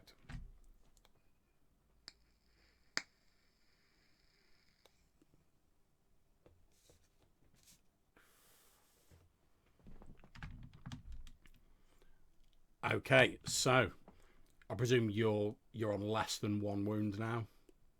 Yeah, -3. Okay, so he's yoinked up. Watching on the internal comms, Gribbly, you see him attach this cable to this Imperial officer, who's pulled upwards towards the now slightly confused Zeph. As he's pulled upwards, he snaps off a shot. It hits Yato, who you see sort of like his head jerks back. He's clearly unconscious, and you see his fingers start to uncurl from where he's been holding on to the ramp. Okay, first things first, this officer is now only held on by the winch, so can we just release that cable so he just flies away? Yeah, that's not a problem. If you suggest that on the internal comms, you just hear Zeph chuckle slightly, and he's like, "Yeah, not a problem." And on like the internal cameras, you just see him pull out his knife from his belt, and he just cuts the cord. At which, this Imperial officer's like, and goes like hurtling back towards this open door below him, and sort of disappears out of the bottom of the ship. Okay, so where's Yatu now? So presumably, Crude is sort of somewhere pressed up against the wall. Yeah, Crude. Luckily for Crude, effectively, he's like trapped underneath the speeder bike, which is stopping him from falling down. The Imperial officer is falling out of the bottom of the ship. Yato is now unconscious and will be shortly falling out of the bottom of the ship. And there's still the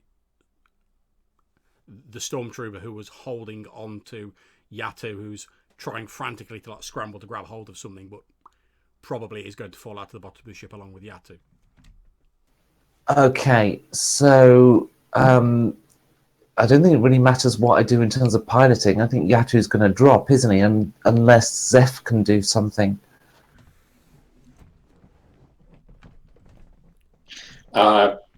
Like speaking as the previous like insane pilots, it's probably just like hard brake and level the ship and try to like scoop anyone up with the ramp that's still extended. Yeah, I mean, the only thing you could really do from your position, Gribbly, is if you effectively sort of banked the ship down sharply, quick enough, I mean, it'd be quite a difficult roll, you might be able to, before he falls out the bottom of the ship, effectively make it so he's falling into the ship if you sort of fly straight back down for a short time, but it'll be quite a difficult roll. Okay, there's an alternative. I think if we accept the fact he's going to drop, I could just try and reduce his drop height by landing him on top of the ship. So we'll take a bit of damage and hopefully an easier maneuver. That's quite true. However, you would have to sort of like fly down and get under him in order to do so. Because obviously he's at the bottom of the ship. You can certainly do that. That's certainly possible. It strikes me as not as complicated as trying to get a needle to fall into a sort of Coke can lid hole or something. You know, it's an easier task, as it were. So, okay, so that's a piloting space roll. The difficulty is 1 purple, 1 red. And you don't have a boost on. Ooh! Oh, lovely. Okay, so as the Imperial officer falls out of the bottom of the ship, you invert the ship and sort of loop it round and fly under the falling unconscious Yatu. Yatu, you take 5 wounds as you basically land on top of the ship, so you'll need to roll me another crit. Did these critical hits have some sort of like stacking thing? Yeah, you get a plus 10 for each one you already sustained. Does the system track those, or? I don't know that it does. You may just want to roll a D100 and I can tell you what it is. Right, so let's do that.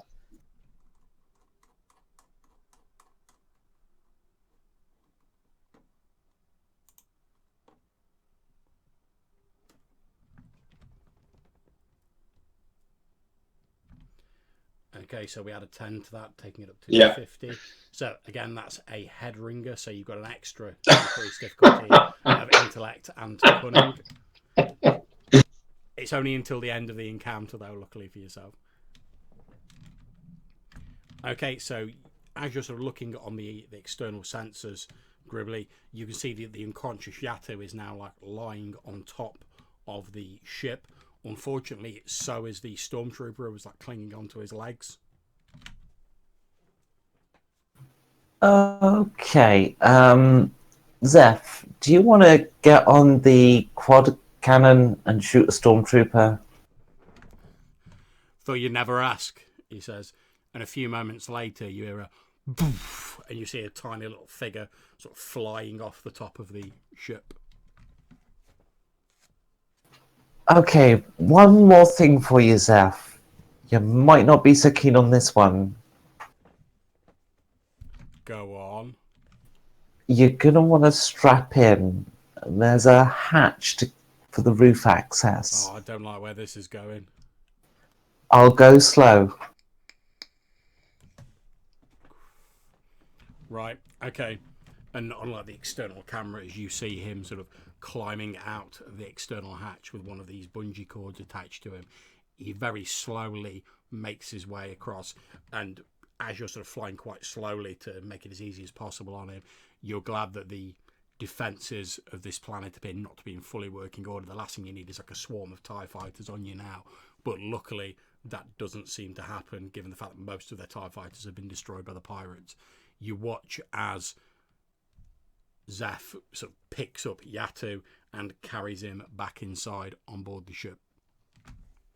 As he gets inside, you hear him on the comms going, "Go, go, go!" Yeah, make your way to the pilot station as well. You've got to fly us to a farm. I'm going to sort these guys out. We need them, well, awake. Right, okay, no problems. I'll be there in a moment. And then, yeah, I'll get out our newly looted Imperial medkit and see what I can do about Crude and Yatu whilst Zeph flies us towards a farm.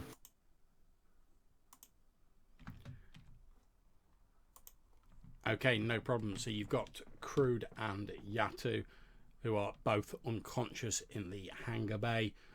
Zeph has moved into the piloting cockpit, and he's sort of manoeuvring the ship. As he passes you in the hallway, he says, "I'm going to take her up into the lower atmosphere. It should confuse whatever sensors they've got, and then I'll dip us down once we've picked a target." Okay, and I guess I'll deal with Crude first, as he seems to have been out the longest. Yeah, not a problem. So what state are you in, Crude? Well, like I said, I'm very much out and shot. Technically -4 hit points if you want to be technical. I don't know how bad that is in terms of rules. I've never seen anything unconscious before in the system, in the Star Wars system. So, effectively, you're at 0 points. The only reason the minus is counter for like critical hits. okay. In that case, I look pretty badly wounded, and if I murmur anything at this point, I'm pretty much just saying that I got shot.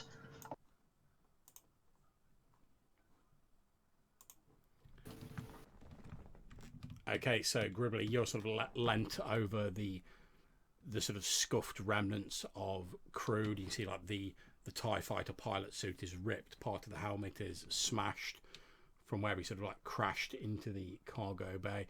He appears to be sort of semi-delirious. Yeah, so I'll start tending to him with the med kit, and I'll grab some of the stims off Yatu as well if need be, but I don't know what they do, so like me personally. So, but yeah, Gribbly will try and patch the crew together again. Okay, basically, if you inject someone with a stim pack, they gain 5 wounds back, sort of instantly. If you then use another one on them, they get 4 back. If you use another one in the same scene, they get 3 back, and so on and so forth. Okay, I also have this medic kit and medicine skill. Indeed, you do. So you can make a medical check to basically sort of heal them using normal sort of medical understanding, whereas a stim kit is just like, boom, it's like a sort of field medicine, keep you going for a little bit, but it's not like a long-term solution. Okay, so I'll try the medicine kit thing. They can stim themselves if they feel that, you know, if this doesn't work as good as so it's a medical check. Difficulty is 3 purple, and you get 1 boost dice because of the med pack. Okay, you have regained 4 wounds, Crude.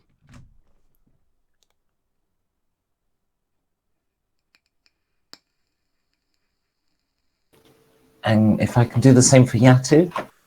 You can indeed make the same roll.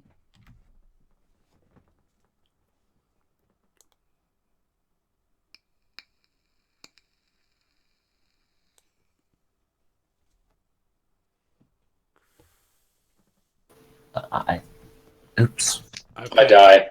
Unfortunately, you try your best with the med pack, but Yatu's obviously sustained some sort of like internal injuries, perhaps from his fall onto the top of the ship. You think if you don't sort of take urgent action, he might not be long for this world. Yeah, I pump him with a stim pack and... Okay, Yatu, you gain 5 wounds back as Gribbly grabs one of these stim packs that you stole. So cross one of those off your character sheet, jabs it into your chest, and you immediately feel this like flood of adrenaline, these healing curatives and re-energizing chemicals flooding into your system. You have that moment where you're like, as you suddenly like wake up. Yeah, I can't remember which movie it was, but someone had overdosed from various drugs, I think, and they called in a guy with adrenaline, and this is what happens. Pulp Fiction. Yeah, Pulp Fiction. So what happens is I'm lying, just basically dead on the floor, and then Gribbly gives me a once over and goes like, "Oh fuck," and then jabs in one of the stims, and I go, and then I probably run around the cargo hold a couple of times before I settle down on the couch, being like, "Oh." Breathe slower or your heart will explode. Yeah, so I'm trying not to hyperventilate on the couch. You hear the slightly concerned voice of Zeph over the shipboard comms saying, Miss Calder, how are they all doing? They're alive. Oh, that's a relief. Crude, you are alive, right? They shot me. Well, I consider it personal growth for Imperial Stormtroopers. They actually hit something. Yeah, but why do they have to hit me?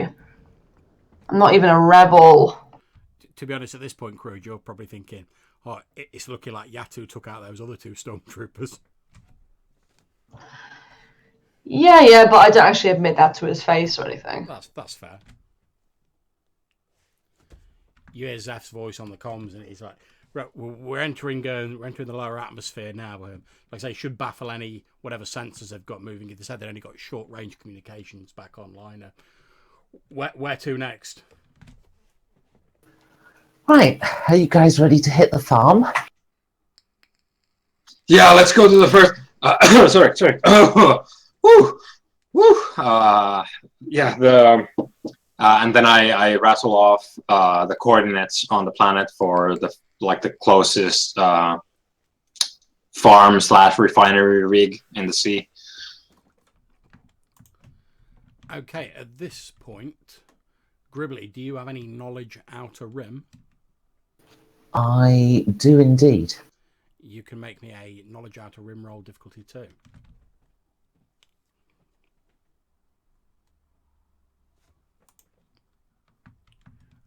Okay, you know that the sort of major sort of corporation effectively that runs the plantations on this planet is a company called Drydecker, and they own sort of like one of the largest sort of like free floating algae farms. Effectively, it's like a giant oil rig effectively.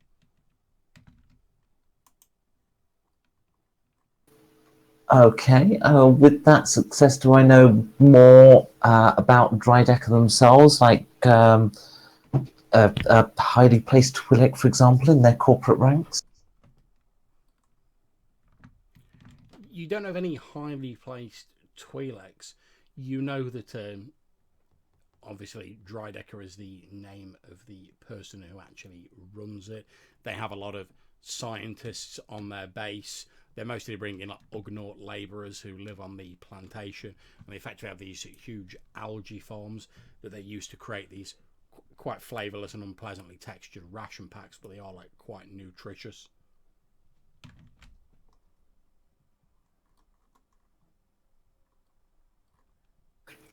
All right, well, I guess we'll head down and, well, make it up as we go along, I suppose.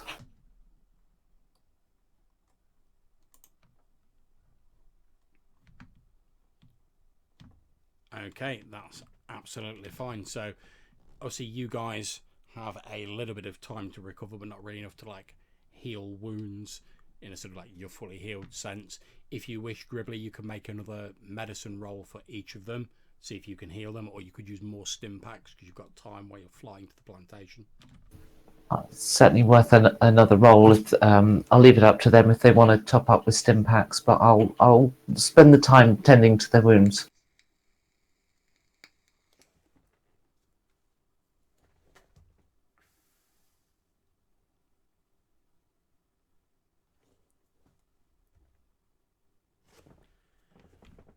Okay, so who was that roll for?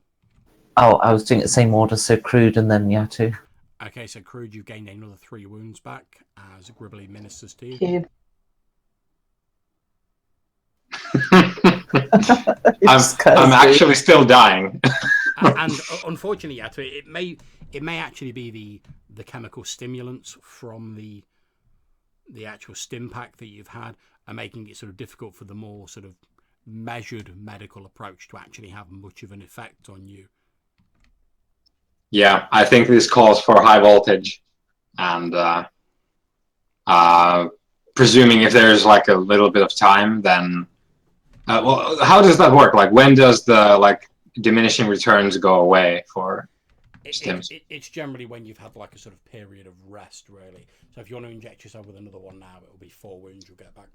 Yeah. Okay. Yeah, I'll do that. I'll jam in another one and just keep running around cargo hold. Okay, so Gribbly, as you see Yatu sort of jabbing all these stim packs into his leg, and there's a from the hypo spray, you can see like the veins on his neck sort of bulging out a little bit as another flood of these stimulants washes into his system. Like his eyes sort of glaze over a little bit and widen as he does so. Yeah, there's no iris anymore in my eyes. It's just a black dot.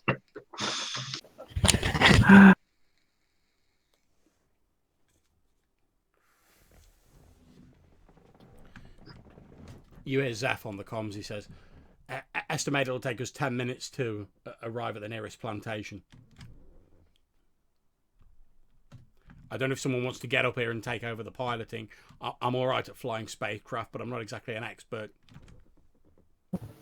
I'll be fine. I'll get a death stick. I'll be fine. And I sort of hobble up. No, Crude, you should really try this. It's the stims. What? Where'd you get those? What are they? What do they do? They feel great. As I hold out one to you, just like think Hulk Hogan grasping a microphone. Okay, I'm feeling kind of shit right now, so yeah, okay. And I take a stim pack. Okay, you inject yourself with this stim pack, so that's 3 out of the 5 that's been used now.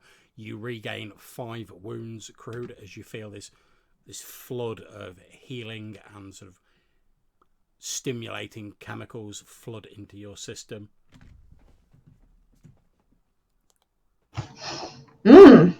Alright, yeah, I see what you mean. Okay, let's go.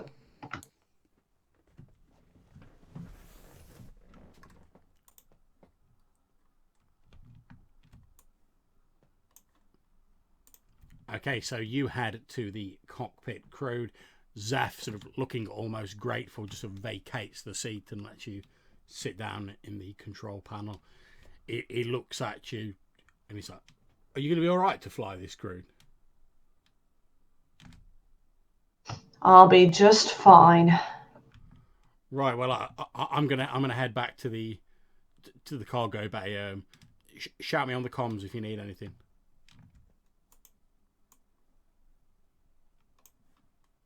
I'm all good. Zeph heads back into the room where the rest of you are, walks in and sees like Yatu with like his mad staring eyes and his veins bulging out, and he's like, fuck it now. Yeah, and because it's not like I've actually been taken care of. It's just that I have an insane amount of like chemicals in my system, like propping me up. So I'm still like there's like blaster burns all over me because I don't wear shirts anymore. I just have like this vest because I have my tattoos and I want to show them. So there's like just black burn marks across my torso, and I guess face as well, because the guy probably shot me in the head with a pistol. Yeah, you basically look as though you've been at sort of like ground zero of like a small explosion. Yeah. Incidentally, there was a small explosion. Okay, thankfully, Crude, as you're sort of looking on the scanners, you're not seeing any signs of fighter craft or anything like that being scrambled in pursuit of you. You can see that the course that Zeph had sort of like locked you onto and sort of plotted into the nav computers is taking you towards one of these large freestanding plantations, like say one of these effectively large oil platform style dealios. Okay. All right, well, I gently bring her in. Okay, no problems.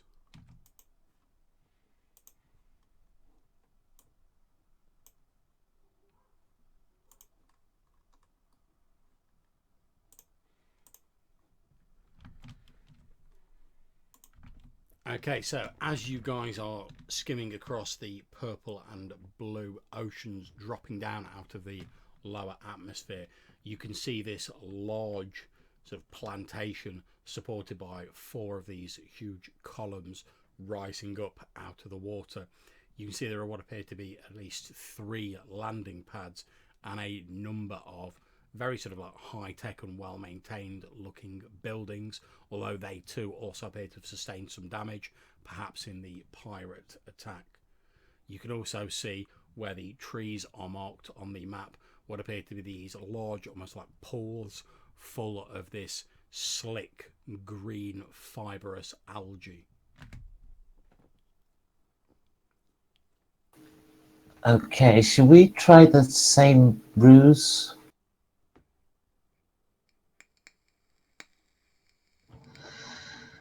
I'm kind of shot up a bit, but all right. That just makes it look more authentic. And I tap you on the back a few times. Ow, stop that. We have more stims if you want them. Oh. Zeph sort of looks at you, like raises an eyebrow, and is like, "Yeah, perhaps you might want to like lay off those stims for a bit." I look at him, not like comprehending the possibility of doing that. He is right, you know, your heart will explode. Yeah, don't get me wrong. I mean, in my bounty hunting days, I'm no stranger to having to stay awake for long periods of time to track a quarry, get a bounty. I use the odd stim now and again myself, but they're not good for you in the long term, man.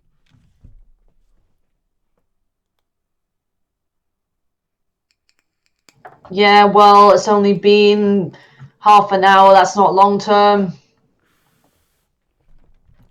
As you're saying this, Crude, you notice the comms light winking on your dashboard to register an incoming signal. Oh god, what's this? I turn on the signal.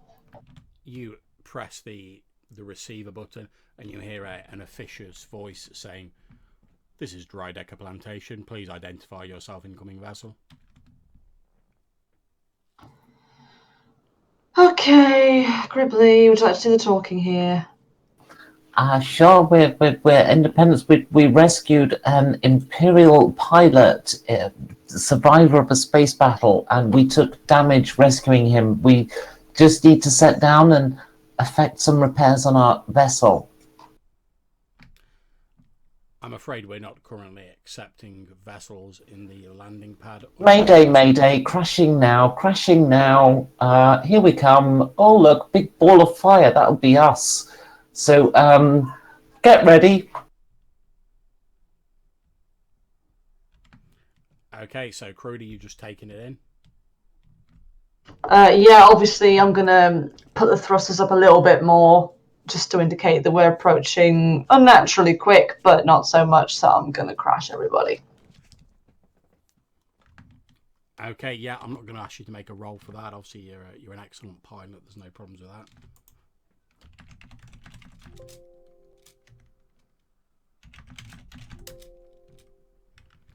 Okay, as you head into one of the landing pads, you can see what appears to be a group of about 10 what appear to be security guards. Effectively, they're not stormtroopers or anything. They're wearing sort of corporate uniforms with this large letter D monogrammed on them.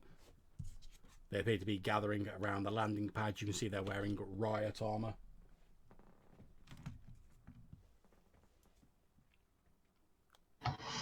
Right. Let's be quick this time, in and out. Are we shooting them or what? No. No. Okay.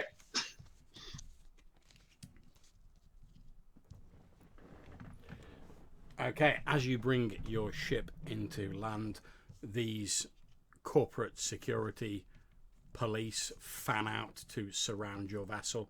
They have their guns drawn.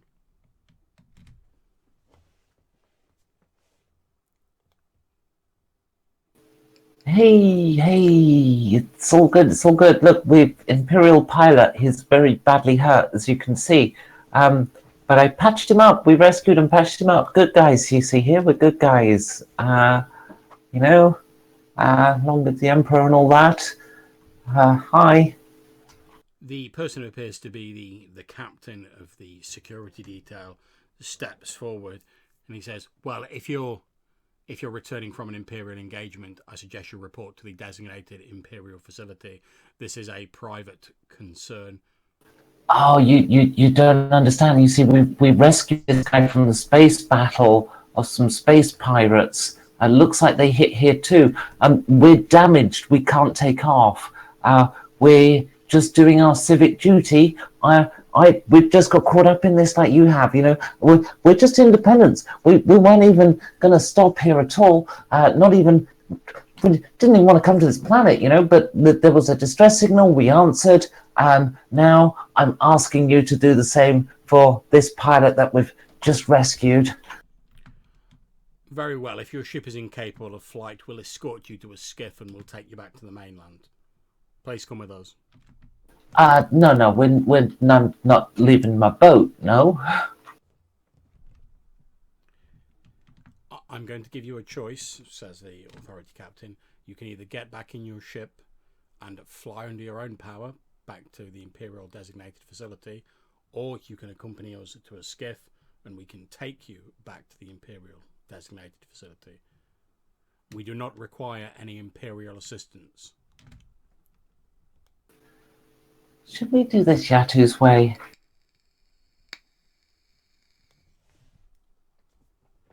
Yep.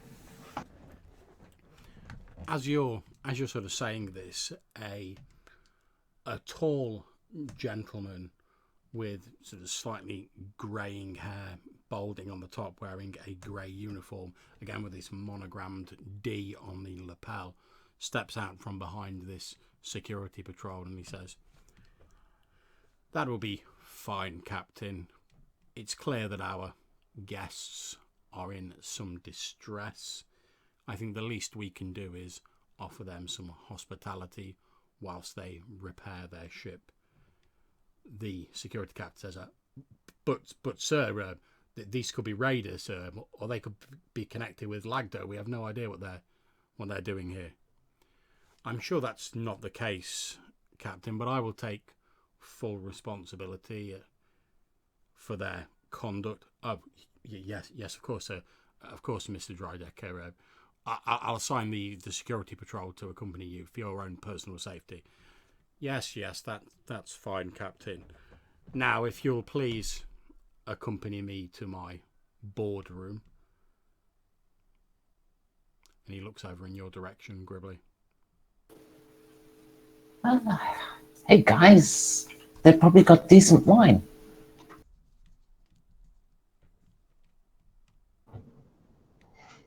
I could do with a drink. I'm sort of twitching at the back, like tapping my foot and just looking to Gribbly for like directions on what to do. Look, you know, this guy, owns the firm. He's going to have amazing drink, give us a nice meal, we'll get nice and refreshed, and then in the morning we'll rob him. I don't mean to sound insistent, says Drydecker. However, I'm sure you're aware that I do have authority to deal with trespassers on my plantation as I see fit. What, trespassers? No, we're all friends here, right? You know, we're helping you out. You're not authorised to be on this plantation. Very sensitive work, important for the health of the sector, goes on here. Now, I'm trying to remain civil. However, I could always turn you over to my security patrol. I'm sure Captain Perez would quite happily deal with you all. Or you can accompany me to my boardroom. We can sit down and we can discuss this like sensible business people. Yeah, we'll come to the boardroom. It's all good. It's all good. You know, we're business people. Absolutely, we are absolutely business people. You know, we rescued somebody who nearly died defending your property, returned them to you, and we're absolutely looking forward to doing business. Yes. He smiles widely, but it's a smile that doesn't really have any warmth behind it. And he says, well then, if you'll all please accompany me and my security patrol, perhaps we can adjourn this conversation to more pleasant surroundings. I'll have my men keep an eye on your vessel for you.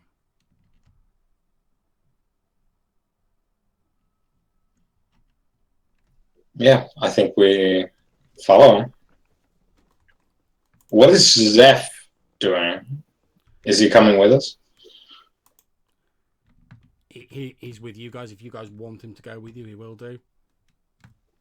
Yeah, I think he's sort of like a prospect member of the crew by this point. So, okay. Yeah, so unless anyone objects, I think Zeph is coming as well. Sure.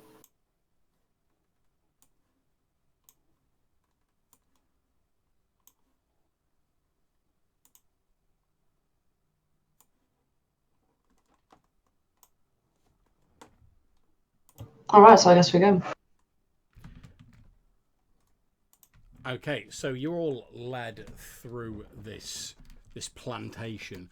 Along the way, you pass various crowds of these small porcine Ugnaught labourers, most of which are carrying agricultural supplies, or they're carrying containers with this green fibrous algae in them.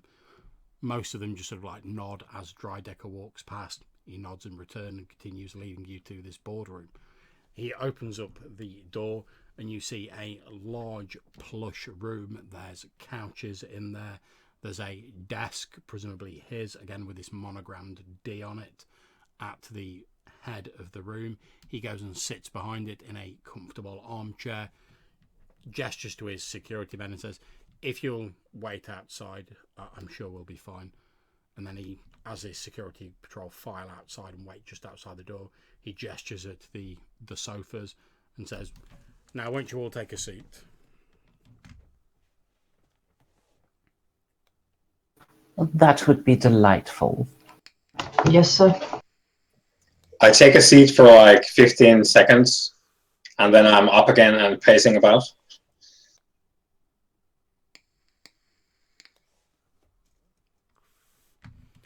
As you're pacing about, Yatu, the sort of like the stimulant effects of the stims have started to like wear off a little bit. And as your sort of thoughts are coming into focus, you're sure you've seen this like monogram D logo somewhere before. Yeah, this is probably like your voice is like the storyteller's voice in the movie version of this, and it comes up as Yatsu is like eating one of the ration packs that he took from on board, which has like the literal D monogram on the package. Indeed. And he's like, wait a minute. So yeah, I'm munching on this like ration bar with a wrapper with the exact same monogram as this guy's product is. Drydecker looks at you and he says, well, before we get any further, allow me to introduce myself. I am Ramon Drydecker III, owner of this plantation and one of the richest men on Blimph II. Now, if you, I've been honest with you. If you kindly do me the honour of likewise being honest with me, it's quite clear that you're not members of the Imperial Armed Forces. So I'd like to know just what you are doing on my plantation. Sorry, did you get the impression we were Imperials? I'm surprised. One of you is wearing a tattered TIE fighter uniform. It seems a logical conclusion that you've either stolen it or you're attempting to masquerade as Imperials, none of which unduly concerns me. What I am concerned with is my plantation and just what you're doing here.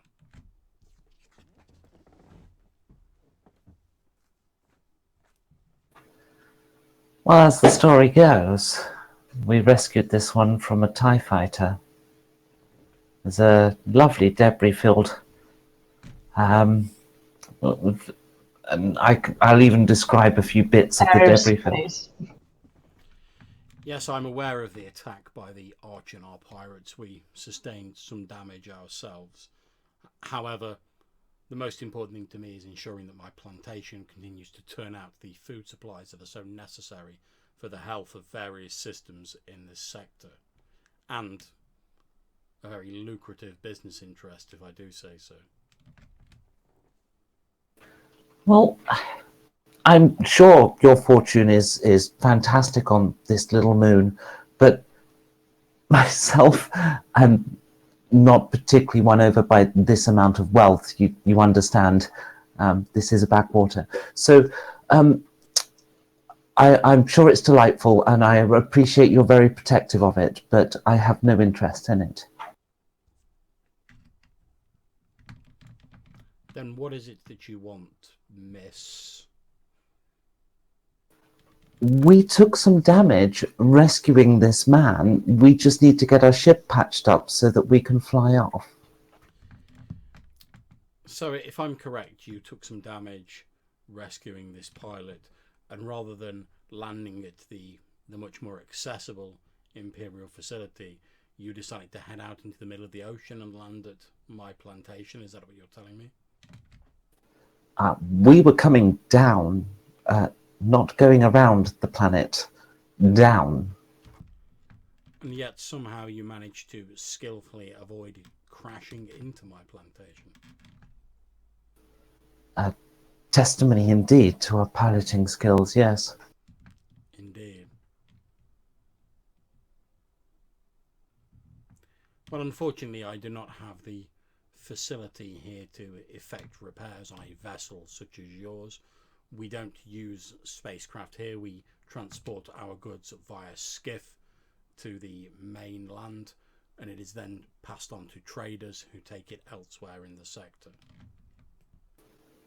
Well, pretty good mechanic myself. I just need a few bits.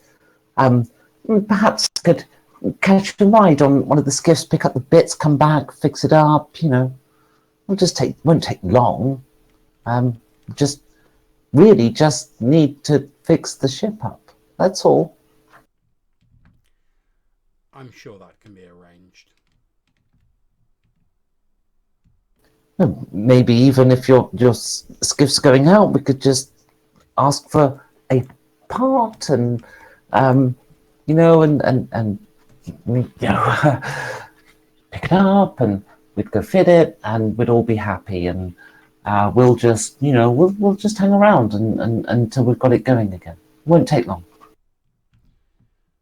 That's fine. If you provide me with a list of the parts that you require, I'll have one of my men ferry them over from the mainland. However, I will unfortunately be forced to confine you all to this boardroom during your stay here. As I say, there is sensitive work going on in my plantation. it'll be a bit difficult to make a list of parts and indeed fit them if we're in this room, as lovely as it is. Of course, you'll be allowed to leave once the parts have been returned here. Well, I've got to make a list. At which point he takes a data pad out of his drawer and sort of passes it over to you. If you make a list on here, I'll give it to my men. Can't see the ship to see what's broken from here. Very well. I can provide an armed escort to escort you back to your vessel.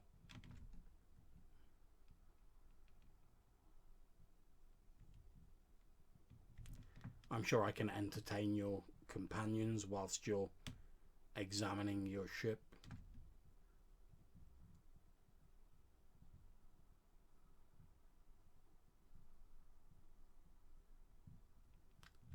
Is that satisfactory? Yes, absolutely.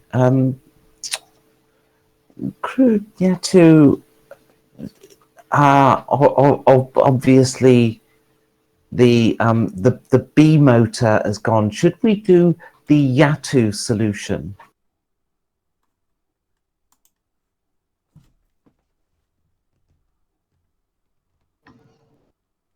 I nod.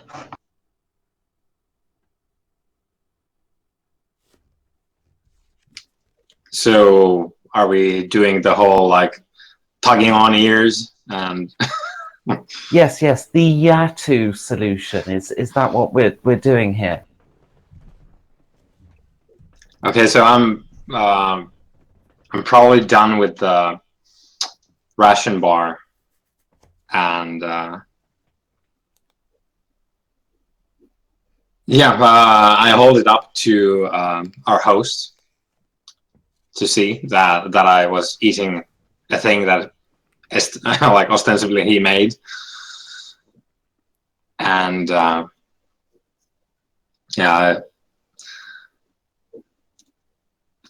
look to him and go, well, to be perfectly honest, as you have been,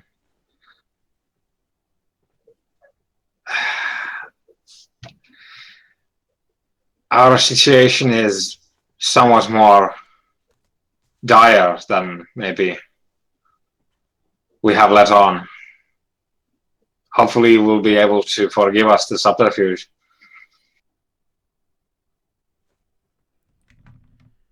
Suffice to say that I have other urgent matters at the moment. You are not my main concern. Well, as it happens, we are problem solvers of a sort. As you say that, he leans back in his chair and sort of tenses his hands in front of himself and says, really? Go on. Well, and I make a point of like sort of like cracking my neck and generally trying to appear quite relaxed and of course show off my new tattoos. I go, we just come from a system where we sustained plenty of material and personal damage combating the Archonor pirates, which I hear have attacked Blimph as well. Can you make me a perception roll, Yatu? Difficulty 2. Absolutely not. I will try.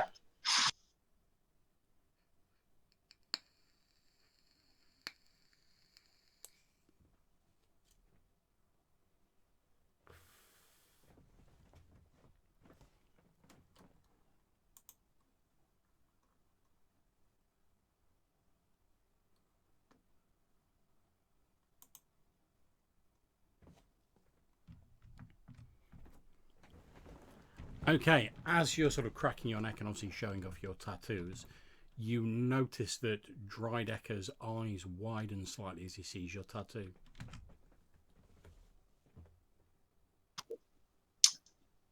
And I'm sort of, because I'm kind of oblivious as far as the role is concerned. I'm kind of like, yeah. Now he's impressed with me. So what I mean is,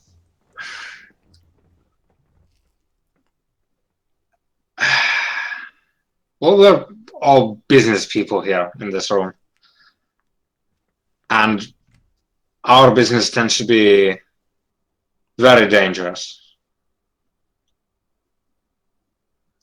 And if your problem is dangerous as well, perhaps we could find a solution. Perhaps we can. And as he says this, he moves to the wall behind his desk, presses a hidden button, and it scrolls backwards to reveal like a terminal screen.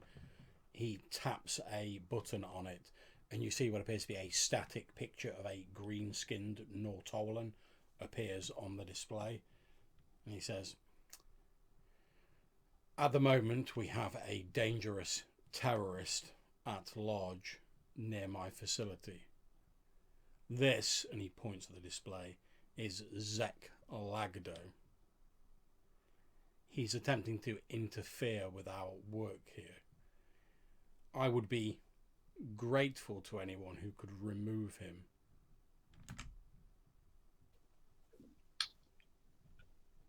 Is he on the platform?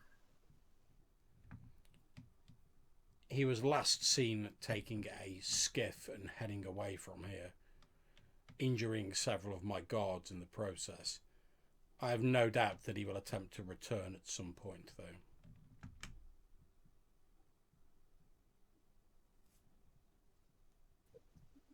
And, well, I suppose his base of operations is unknown to you, or your security people. Lagdo was once an employee of my plantation. Ah. Mm. So it's personal then. I wouldn't like to speculate as to his motives. All I am concerned with is his interference in my operation.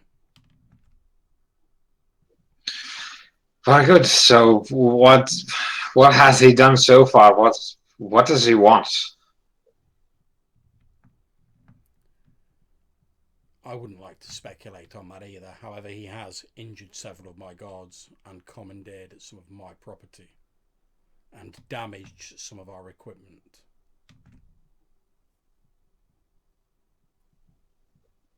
And this is just one man? Just one man, yes. A very dangerous man, though. Well, it would seem that our interests are aligned. I hope he will forgive us our ruse with the Imperial jumpsuit and everything. We find that it eases the initial discussions. I am not unduly concerned with your ruse, and had I taken the slightest offence, then you would be quite dead.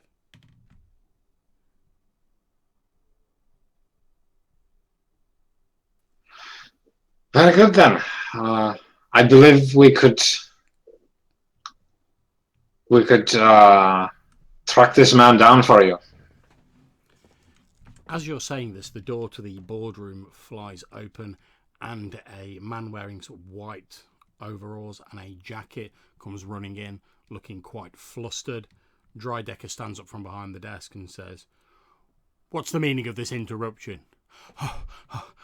I'm sorry, sir, but our sensors are picking up a small vessel heading towards the plantation.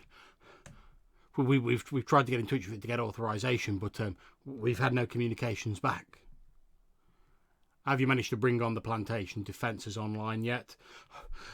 No, sir. I'm afraid they're still inactive after the pirate attack earlier. Well, dispatch my security teams to meet whoever this interloper is. I've had quite enough uninvited guests for one day. Yes, sir. Very good, sir. And he runs out through the door, slamming it behind him.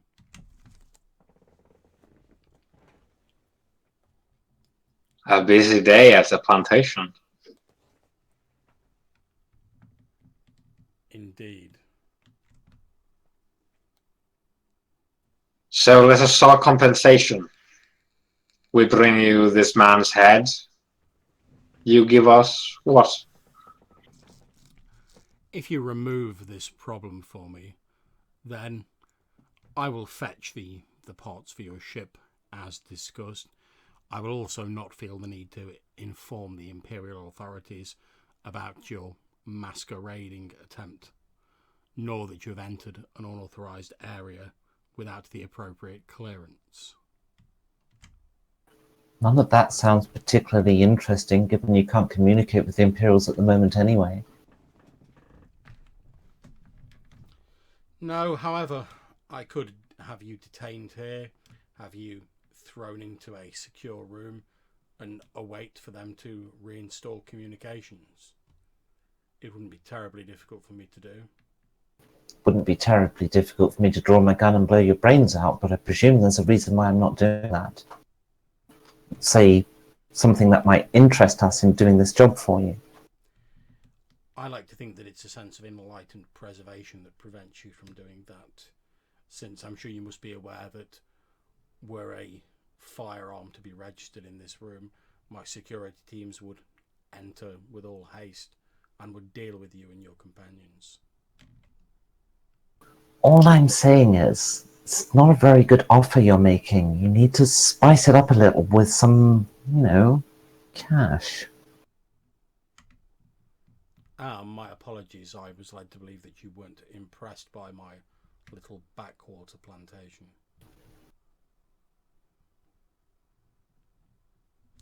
If you wish for some payment, I'm sure that can be arranged.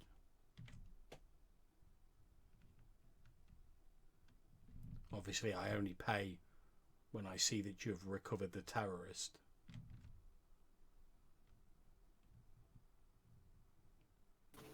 What do you think, guys?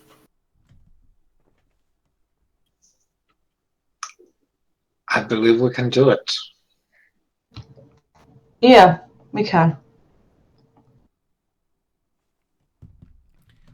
As you're saying this, in the distance you hear the sound of blaster fire, quite faint.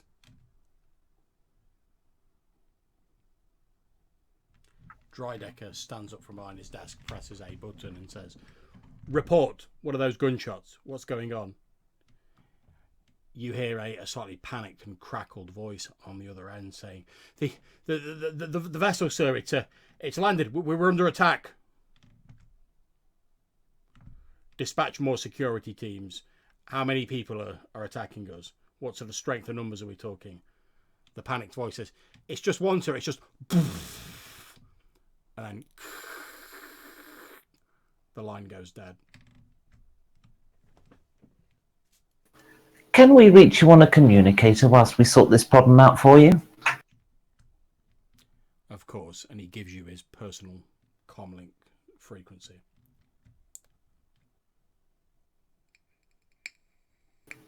Okay then.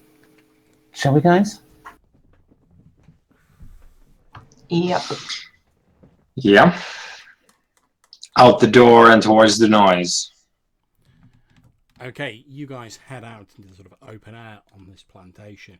As you do so, you can see there's a number of the corporate security guards lying dead on the floor. You see a number of them engaged in sort of crouched behind crates, pillars, etc., firing their guns.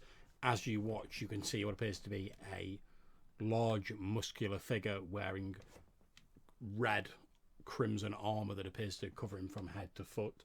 He appears to have stepped out of a small one-man fighter craft of a design that you're not familiar with, although crude. If you have any sort of knowledge skills that would enable you to identify it, you could perhaps make a roll.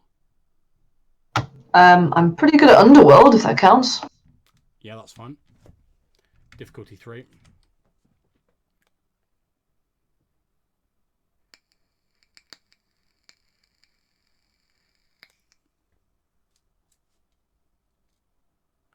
Just give me a minute, my PDF is acting up. No problems. I'll look on the Roll21.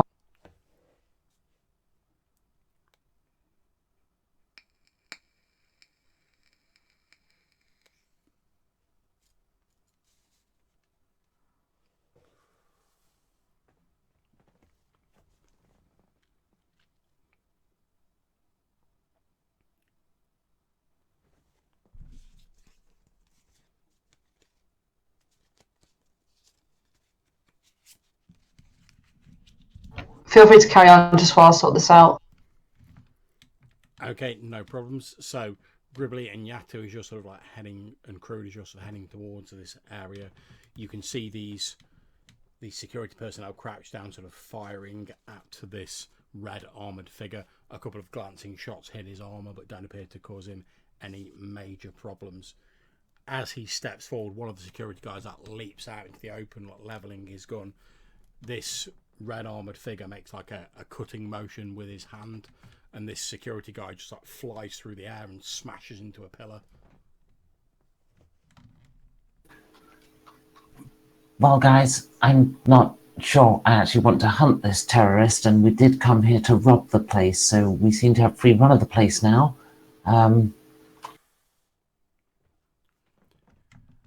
Okay, Crude, you're not sure, but you think the sort of one-man vest, you think it's some kind of like Trandoshan fighter, but it's been like modified somehow. You're not sure how. Fantastic. So I'm 99% sure this is something Trandoshan, which is not helpful.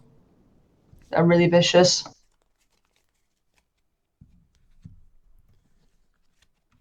Okay, Yato, while this is going on, what are you doing? The stims have started to wear off now. So the security teams are shooting this guy with blasters and hitting him, and he doesn't care. You see that his armor appears to be deflecting most of the energy of the blasts. Right.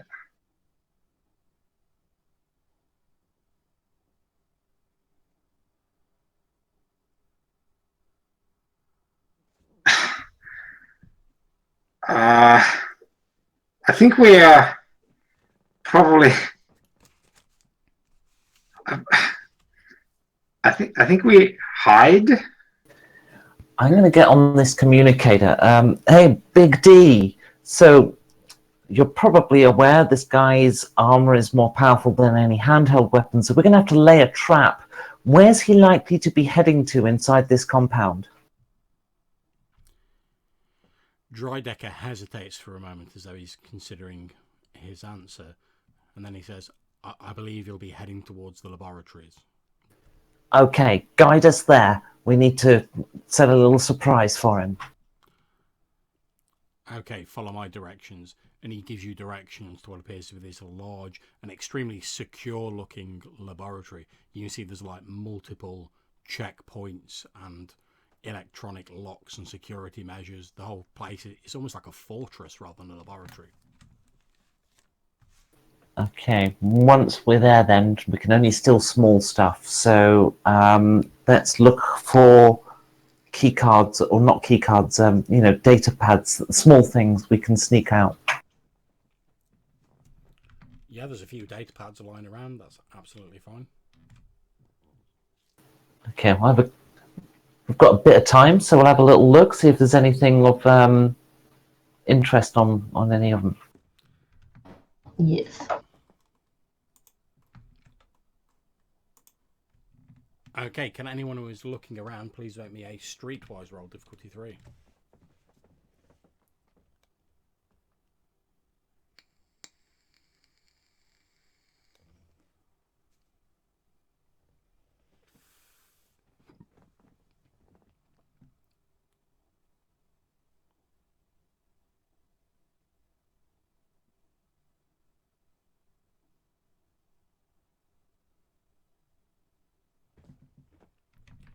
Okay, Yato and Crude, you don't really find much. However, Gribbly, you find what appears to be a data pad.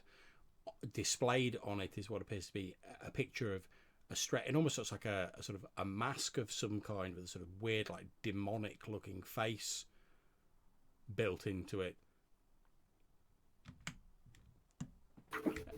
Okay, I'll pocket that one. And then anything else small here that we can steal? I'll just grab it and secrete it around my person somewhere.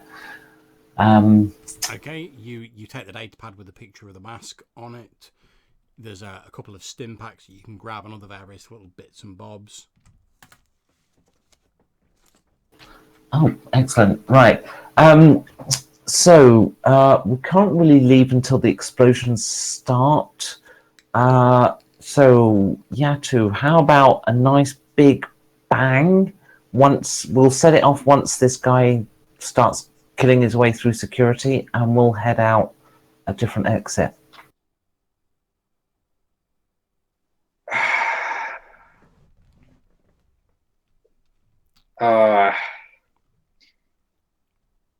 Yeah, not really comfortable setting off any explosives in the labs until we are far away. Well, it doesn't have to be a lab that we're in. As you're saying this, Yatu, and you're sort of like glancing to your left out of the door of this laboratory, you see this red armoured figure. He walks towards one of the security guards, gestures with his hand, and it's as though the guy's like picked up by an unseen force and floats in front of his face.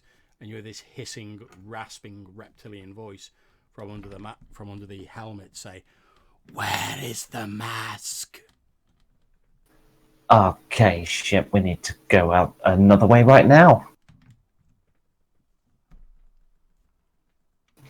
Yeah, I'm running in the opposite direction. Yeah, there's other exits. That's not a problem. You can head out the back door effectively. Yeah, probably like deeper into the labs. Or yeah. As you head deeper into the laboratory, you reach what appears to be a door which you suspect must lead down to like a sub-chamber below the one you're in. However, like, the security is like to the max on this door. There's like at least 3 key cards, a space for a code cylinder. You can see there's like a retina scanner built into it. It's any security measure you can think of. Basically, this door's got it. can I try and short circuit the at least some of the locks? Hang on, Yatu, we might have another way. A Big D, I call up on the communicator. Is he likely to go into this really secure lab? The security on our maximum facility will stand up to anything that he can bring against it. I have no doubt that he will fail to enter the maximum security facility. Okay, so this is where we need to set the bang then, because this will take him the longest.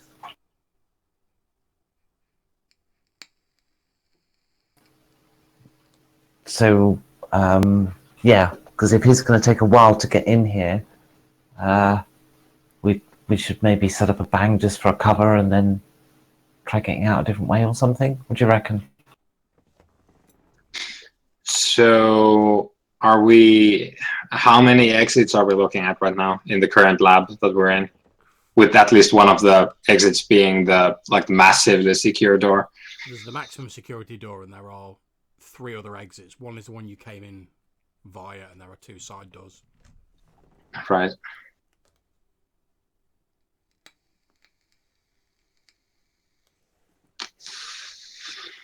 Well, what I want to try and do is,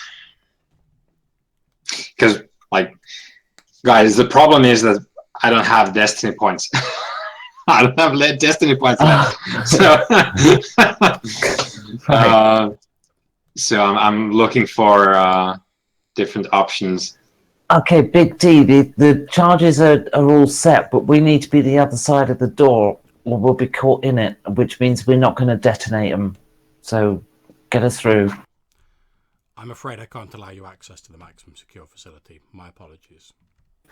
Well, then we can't detonate here then, can we? So, well, we'll just have to keep retreating. I wanna try and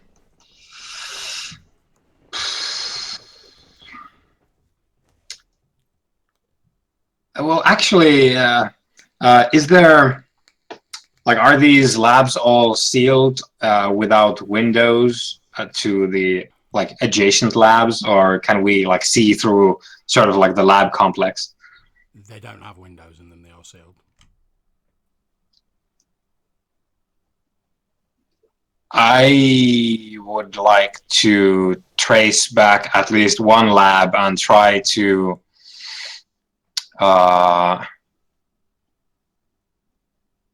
essentially like shut down the doors so that they can't be opened.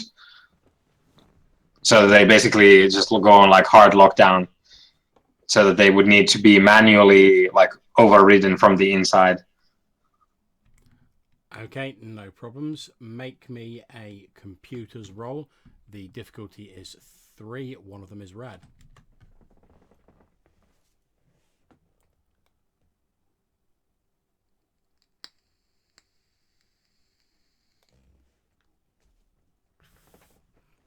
Okay, you think you could do it, however, it's going to take you longer than you've got. Okay, so Gribbly and Crude, what do you do while Yatu is back there, like pulling off door panels and just cursing in the foulest, what's the language name? Hatties that you've ever heard of, trying to like, there's like sparking wires and everything. He's basically dismantling one of the door frames and cursing at it. You first, Crew. Okay. I'm just kind of struggling a bit to think of things that I would be good at here that'd be worth me doing. I suppose setting up an exit would be good at this point.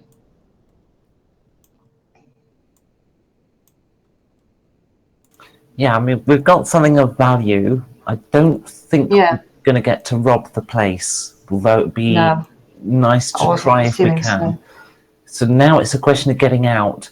For our cover, we need at least an explosion before running away. But it's not absolutely necessary. If we just get out, we've got something of value. They're not going to shoot us. Their defenses are down. Okay. In that case, I guess I'll help set up the explosives if we set them up in several positions.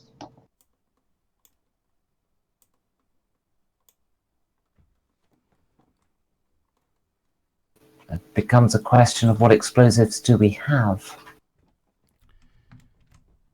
I'm happy to tell you we have the top of the line plasma borer destroyer things.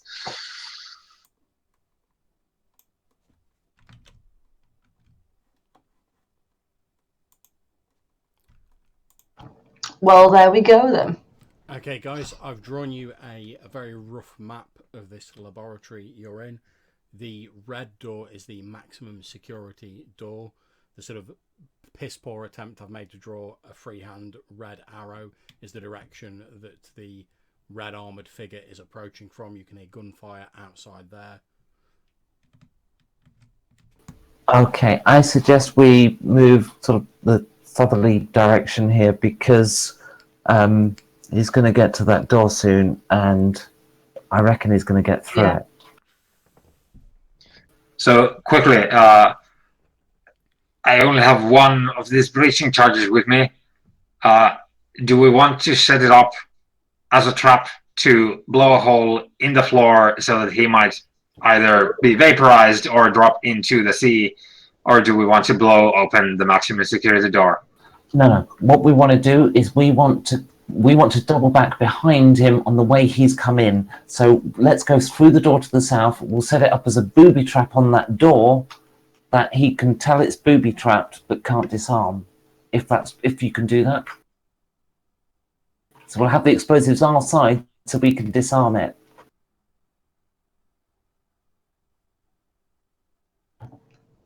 So what you're suggesting is that we stop him from opening the door.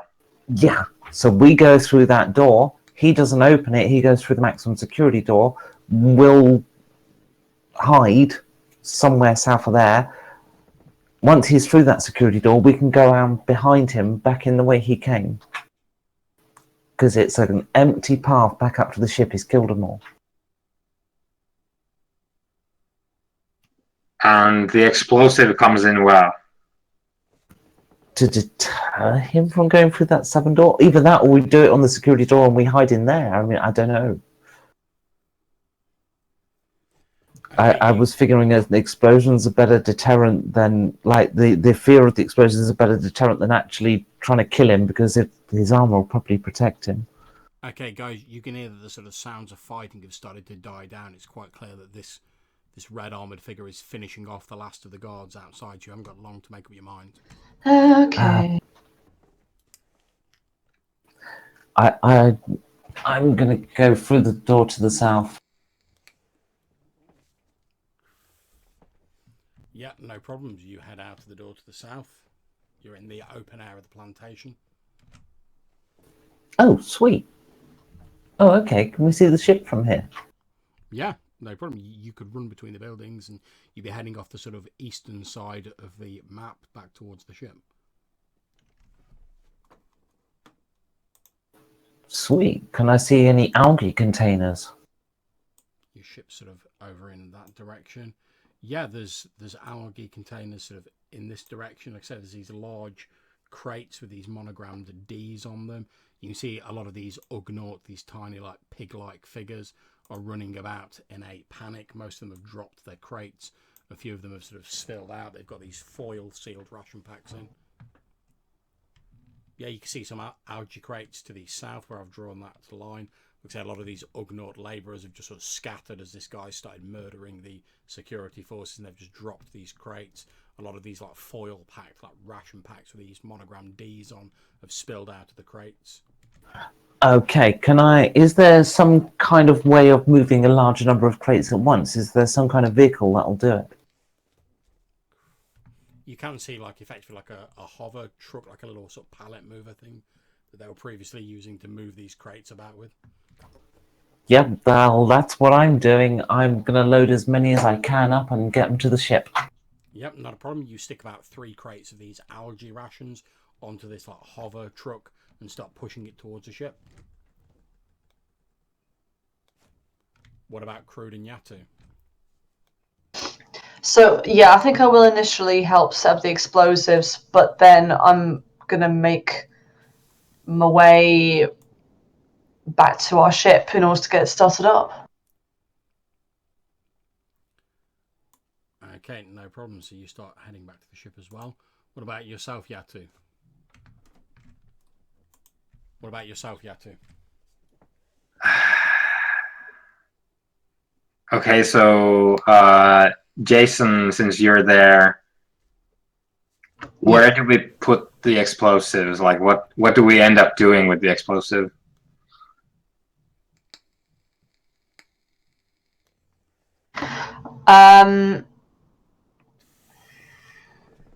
Fuck. Either way could be all right. I would say, yeah, let's put it on the south door actually, because he'll take a bit of time to get through the security door anyway, and that'll slow him down. But then when he eventually reaches the south door, he'll hopefully be like, "Oh fuck, there's an explosive here and I can't disarm it, and it's gonna go off. What am I gonna do?" I think actually, yeah. What happens is, since Gribbly goes outside and he's all like, "Wow, there's so much algae here." I think we probably exit the south door. I'm gonna clamp the breaching charge on the southern door on the outside, and yeah, I'm gonna keep like a remote trigger with me, just in case someone starts opening the door. And then I gotta just breach that mofo.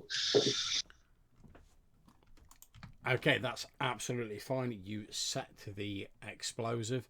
A few moments later, you hear footfalls inside the room as this red armoured figure has entered the chamber. Then you hear what sounds like some sort of cutting tool or something similar being used, and you can just about make out through the cracks, and there are like sparks flying up. It sounds as though he's trying to cut through the security door with some kind of device. I'm gonna. I presume like the three of you are doing some shenanigans with the algae. Yeah, they've pretty much loaded up one of these hover carts and they're like scramming towards the ship. Yeah, so I'm backing away slowly, ready to blow up the explosive. So I'm sort of like hanging back as the rear guard. Okay, as you're sort of lurking around, you hear a which we assume to be the security door giving way.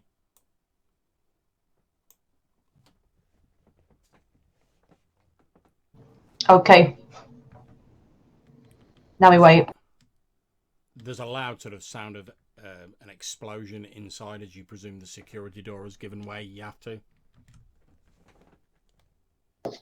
Yeah, I'm still like slowly walking away, like backwards, because I'm looking at the lab complex that we came out of, and there's like nervous sweat beads on my forehead as I grip the detonator. Okay, a few moments later, the red armoured figure emerges out of the front door through which he entered. You can see he's holding what appears to be a small metallic mask in his hand. It looks very similar to the one on the picture on the datapad that Gribbly grabbed up. He tucks it into his robes and he starts walking back towards the small ship that he landed in. Oh. Oh. Don't suppose you could get that bomb on his ship before he gets there, could you? So John, once I realize he's not coming away from the door that I booby-trapped, I want to run to our ship. Okay. And my intent here would be to get there and into like the top side laser battery before this guy takes off, because I want to shoot his fighter while it's still landed there. Okay, make me an athletics roll, difficulty 2, however one of them is red.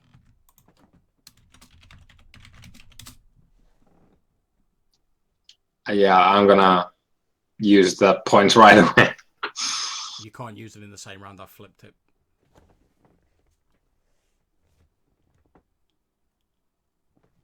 You can't use a destiny point in the same round that I flipped it. Right. Okay. So. It's alright. I'll flip it back. Yeah. Okay.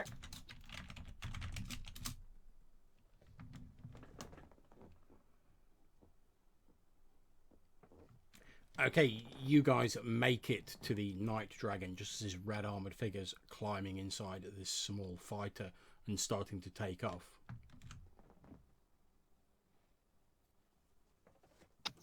Yeah, maybe it's not a good idea to let him go. I mean, it's only a bonus that we'd get paid some cash. We've got loot. Okay, then let's scarper. I mean, how much of this algae stuff did we get? Is it a good haul or is it? You've got 3 large crates worth, so it's a fairly good haul. Yeah. Now he's gone and there's no security on this place, just a CEO. Why don't we go back and load some more? I like how the moral choice is between murder and like greed. It's not. Well, look, we're selling this to the rebellion, right? So we're helping the rebellion and we're hurting the empire. So it's a worthy cause.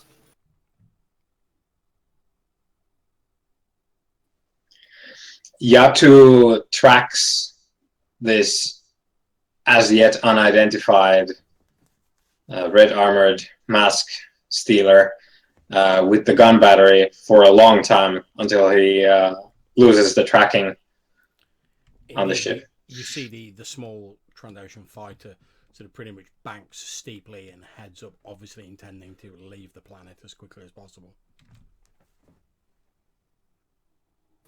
So the question is, do we go back for more knowing that we'll have to probably end up shooting and stuff, or do we just leave with what we've got? We could probably accost Mr. D and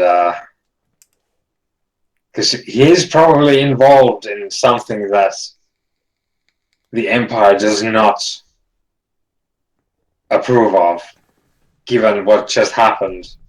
That an invincible man just walked into his maximum security vault, apparently without breaking a sweat, and then stole probably something from there. So there's probably sensitive things that go on this platform. Yeah, and now's the only time to rob it. Plus, the high security door has been removed. Yeah. Come on. What'd you say, Crude? I don't know. More cargo means the ship will be heavier.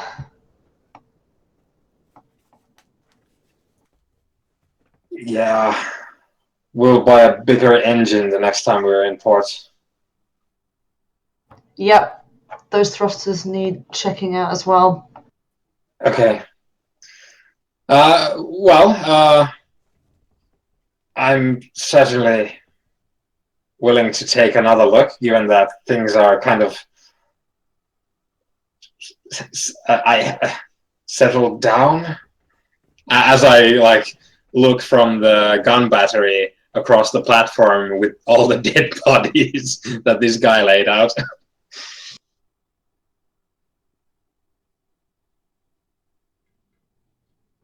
Yeah, just let's keep Big D's head down. Just put a few shots into the boardroom. Just let him know that the battle's still raging. I'll radio him while you're shooting. I'll use my rifle on the way. Yeah. Let's just keep the noise going. So we do that and try and convince this guy that we're still fighting the man who's actually left, whilst we just go back for more. Okay, can you make me a deception roll, difficulty 2?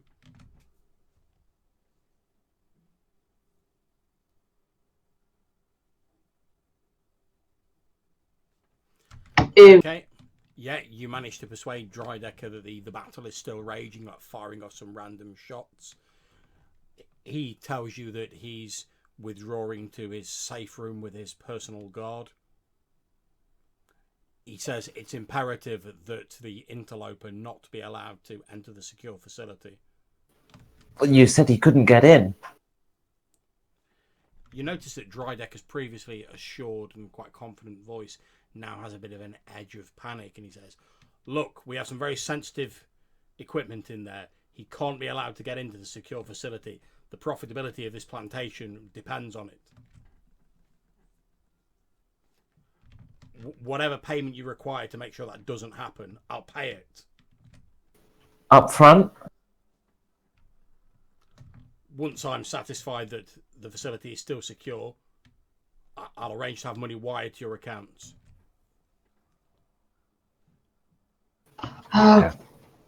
Okay, let's just go and raid the facility ourselves. So a hover cart in front, and I guess we're going in to see what kind of damage this guy did. Yeah. Okay, you all head back into the lab, and you're facing the previous sort of maximum security door. There appears to be a neatly cut round hole in the center of it.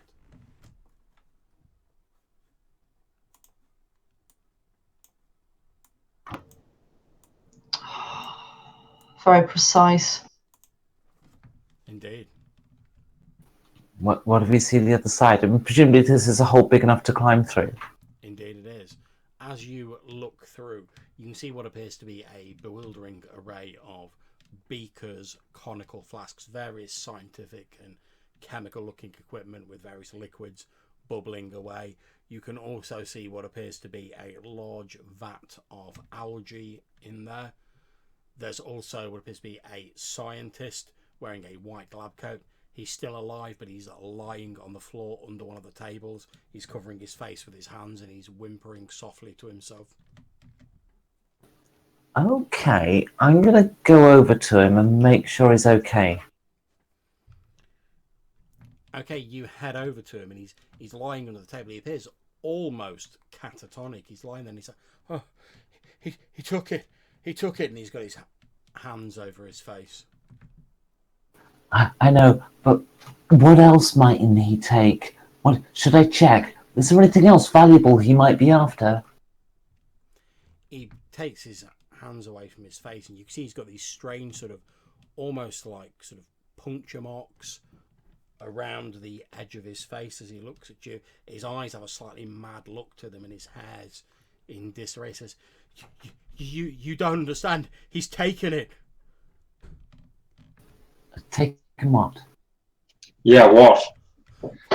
The mask. We've got to get it back. And he sort of like grabs hold of your lapels as he's saying that gribbly, not in a sort of threatening manner, more in a sort of like panicked sort of Mask.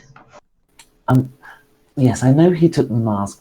What does this mask even do anyway? It can't be that important.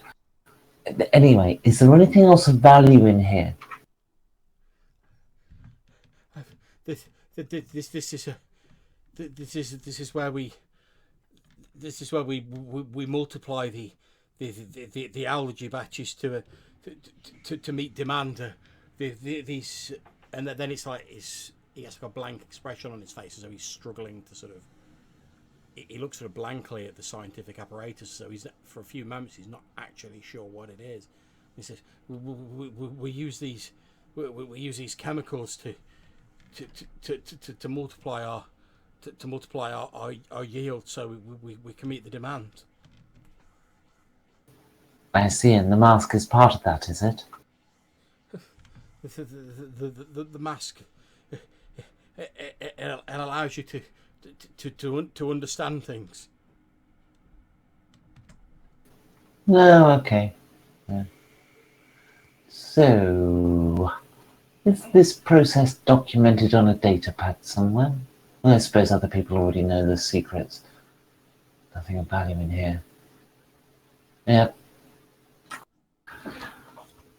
It's not really that interesting in here, guys.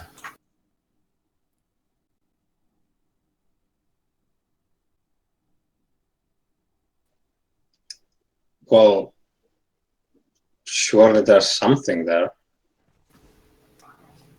I can have a look around and I'll have a rummage. As far as I can tell, it's just science stuff. It's just, this is whatever these processing plants do. I mean, it's not the only one, is it? The only thing that was seemingly of value was that mask. Let's just load up some more cargo onto the boat. Do you have any knowledge xenology, Gribbly? I do.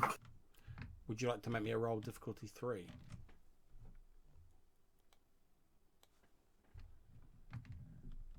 Okay, you're not sure, but you think from the way this is set up that there's they're effectively introducing some sort of chemical from these large vats into this sort of central vat of algae, and as you sort of like basically open the lid of like the algae vat and look inside, you can see it's bubbling and it's actually sort of appears to be like multiplying as you're watching it. Okay. That multiplying, so that source box, so they've got what, 2 source boxes and then the vat of algae in the middle, yeah? That's correct. Okay, let's get these 2 source boxes onto the hover thingy because we can increase our yield. Okay. Okay, as you're loading it onto the hover cart, you load these two sort of vats of this chemical on there. Yatu, you catch a sort of a whiff of like the smell of this stuff coming from it, and it smells slightly familiar to you. The last time you smelled anything like it was when you were hanging from the night dragon over the maw of one of the huge ice worms of the Ukbat system.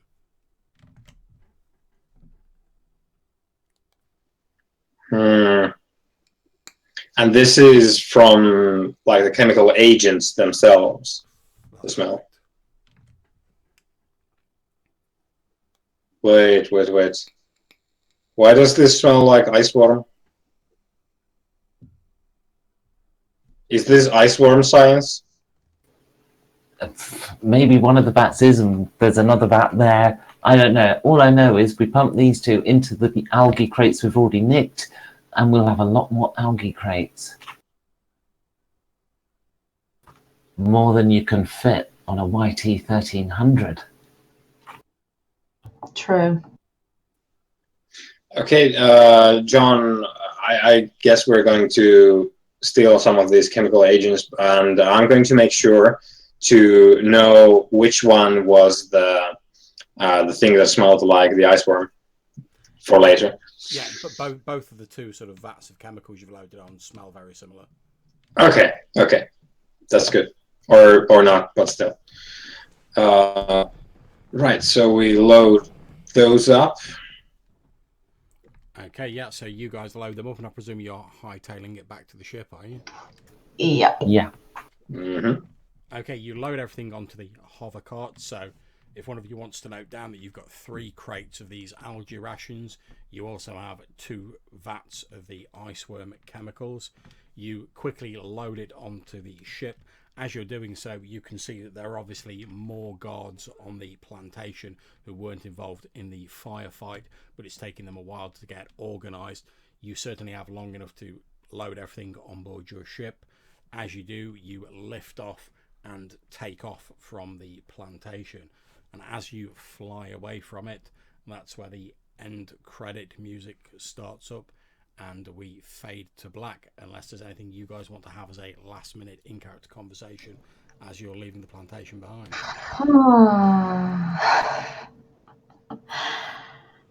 Well, let's hope that Red Terrace doesn't show up again. Yeah, Mr. B, we're done for. We're done for. Zev's dead.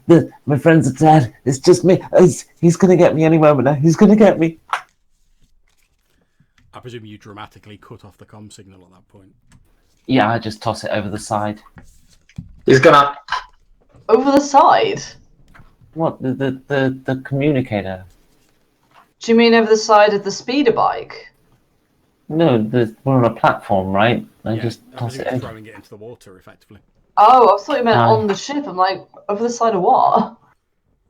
Okay, you hear some sort of like angry shouts from Drydecker as you fling this comm signal over the side, but you don't hear what he's saying as it plops down into the water, and you head off on your ship. And that is the end of the session, guys. I'm obviously quite happy to talk for a while afterwards. You all received the princely sum of 20 XP. I hope you all enjoyed the session. Yep. Thoroughly loved it. Dying for a cigarette, Yes. so I will join you for a chat shortly. No problems. That's absolutely fine, and I'll end the recording here.